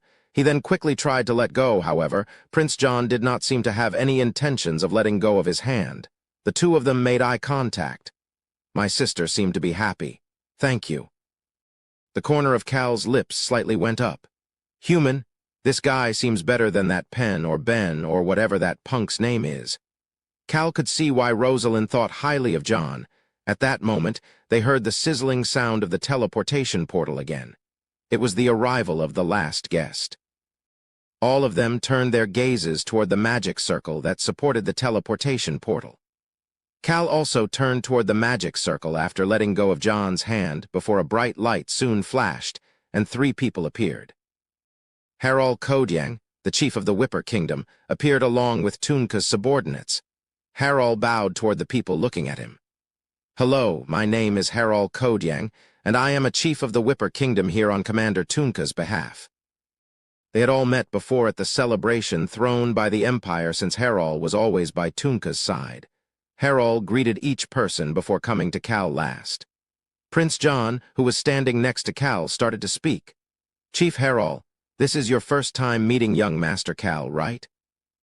John spoke in a respectful tone to Harol, as they were here to work together and not to fight against each other. No, we have met before. You know each other? John did not know about Cal and Tunka's relationship. John could see that Harol had a genuine smile on his face. Yes. Young Master Cal is someone that I respect. Ho! John let out a quiet gasp. Cal looked toward the hand in front of him with an indifferent expression as Harol started to speak. Young Master Cal Nim, it has been a while. I feel like I am seeing a close friend that I have not seen for a long time. Nice to see you again, Chief Harol. Young Master Nim, please speak casually like you usually do. Sure. Cal nodded his head and let go of Harol's hand. He could then see Tunka's subordinates who came with Harol. Nice to see you again, young Master Nim. Young Master Nim, I hope that you have been well. The big-bodied Whipper citizens bowed 90 degrees to greet him. Cal looked toward Harol. Commander Tunka Nim instructed them to be respectful toward his friend. Cal internally clicked his tongue after seeing Harol smiling at him. He then turned to look at Alberu. Alberu was looking at him with a look of disbelief. However, Alberu then quickly gathered everyone's attention and started to speak. Let us get started. The night is short. They needed to finish their meeting before the night was over. Latana pointed to the tent, and the leaders of the Whipper, Breck, and Rhone kingdoms headed toward the tent with just 1 guard each. Cal took a step back as he watched them all walk over to the tent. Rayon asked him a question. Weak human, are you not going? Why would I go? Cal had something else to do. More importantly, why would he get involved in a conversation that involved the heads of their respective kingdoms? The big issues were already discussed in advance. They were just going to chat and discuss the fine details of everything. Cal didn't want to be a part of something like that. His Highness will take care of everything. Cal thought that he could just sit back as the provider of the meeting location. Yes, that was what he thought. Cal Henitus. However, Alberu was calling for him. Yes, Your Highness. Are you not coming in? Alberu had a smile on his face as he was telling Cal to hurry up with his eyes. See, human, I knew they would call for you. Cal could not let out a sigh like he wanted to do. He approached Alberu, who was waiting for him outside of the tent. Both of them had a smile on their faces that seemed to show the level of trust in each other. Cal spoke very quietly as if he was a ventriloquist speaking through a puppet. Didn't you tell me to be my usual self? Yes. Stand behind me and do that. Alberu said that before entering the tent while Cal turned around. Iruhaben was standing there like a proper knight. Haben? Yes, my lord. Stand guard right outside the door and quickly enter if I call for you. Got it? Yes, sir, I understand. Pat, pat. Cal patted Iruhaben on the shoulder before entering the tent. Iruhaben felt odd while looking at Cal going inside of the tent. Cal definitely acted as if their relationship was the same as a proper lord and his knight, but something felt odd. Iruhaben did not know the look Rayon had on his face as he followed Cal in while retaining his invisible state. Rayon was looking at Iruhaben like a reliable guard. Cal stood before Alberu and thought to himself, I knew that it would be like this. The meeting was pretty dull for the first hour. First, they all agreed on the fact that they would work together to fend off the Empire and the Northern Alliance. Prince John of the Breck Kingdom was the first to speak. Based on what I heard from a reliable source, the Northern Alliance is almost done constructing the ships to cross the ocean on the eastern side. Since summer is almost over, they will finish the ships in fall. There is no way that the North will move in the winter, so they will cross over as soon as spring arrives. The Roan Kingdom and the Breck Kingdom need to prepare for their arrival. Harald started to speak. However, we need to focus on the Empire right now. They have not used the dead mana bombs yet, but we do not know when they may use them. Shouldn't we reduce their forces while we can? I agree. We need to reduce the Empire's strength first. Latana agreed with Harald before adding on. We also need to find a way to defend against their alchemy. So first, Harald pressed down on the table with his finger as he continued to speak. Shouldn't we find a way for us to defeat the Empire? Latana and John closed their mouths for a moment. In the end, the Whipper Kingdom was asking for support to defeat the Empire. However, it would be complicated if the Whipper Kingdom had a major victory like that as well. The Breck Kingdom was working with the Roan Kingdom to increase the number of mages under their command. In such a situation, they could not let the Whipper Kingdom, a kingdom that detests magic, to grow stronger, even if they were currently allies. The jungle did not have any land connected to the Roan or Breck kingdoms. However, they were connected to the Whipper Kingdom and were worried that the Whipper Kingdom would then turn their attention toward the jungle if they got much stronger. As such, the jungle also did not wish for such a situation to happen. Latana was debating what the best response would be before realizing that one side had been very quiet. The person who had gathered them together, the Roan Kingdom's Prince Alberu, was being too quiet. Latana was not the only one to feel this way. Latana, John, and Harald all turned their gazes to one side of the table. Harald started to speak. Your Highness, you seem to be very quiet. Alberu, who seemed to fit the title of Prince well with his blonde hair and blue eyes, gently smiled toward them. Tap, tap, tap. His index finger was tapping on the table. Alberu was waiting for something. He then slowly started to speak. I have a lot I want to say, however. Tap. He tapped on the table once more before his index finger rested on the table. Alberu then continued to speak. Young Master Cal, do you not have anything you want to say? Seeing Alberu casually addressing Cal made everyone look toward Cal. They could see that Cal looked even more relaxed than Alberu. Even though Cal should know that everyone other than Alberu, who was sitting in front of him, was looking at him, Cal still seemed very calm as he started to speak. I do not really have anything to say, Your Highness. It was the truth. Cal had nothing to say. He was just looking at the clock hanging on the wall. At that moment, Rayon started to speak in his mind.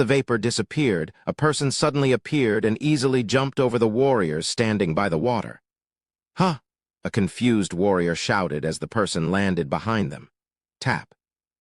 The person who landed with a light noise pushed back her blue hair. "The whale tribe?" Someone murmured in confusion. The whale tribe was known as the strongest beast tribe, but was also known as a tribe that was difficult for humans to see. Many people were thinking that this must be someone from the whale tribe.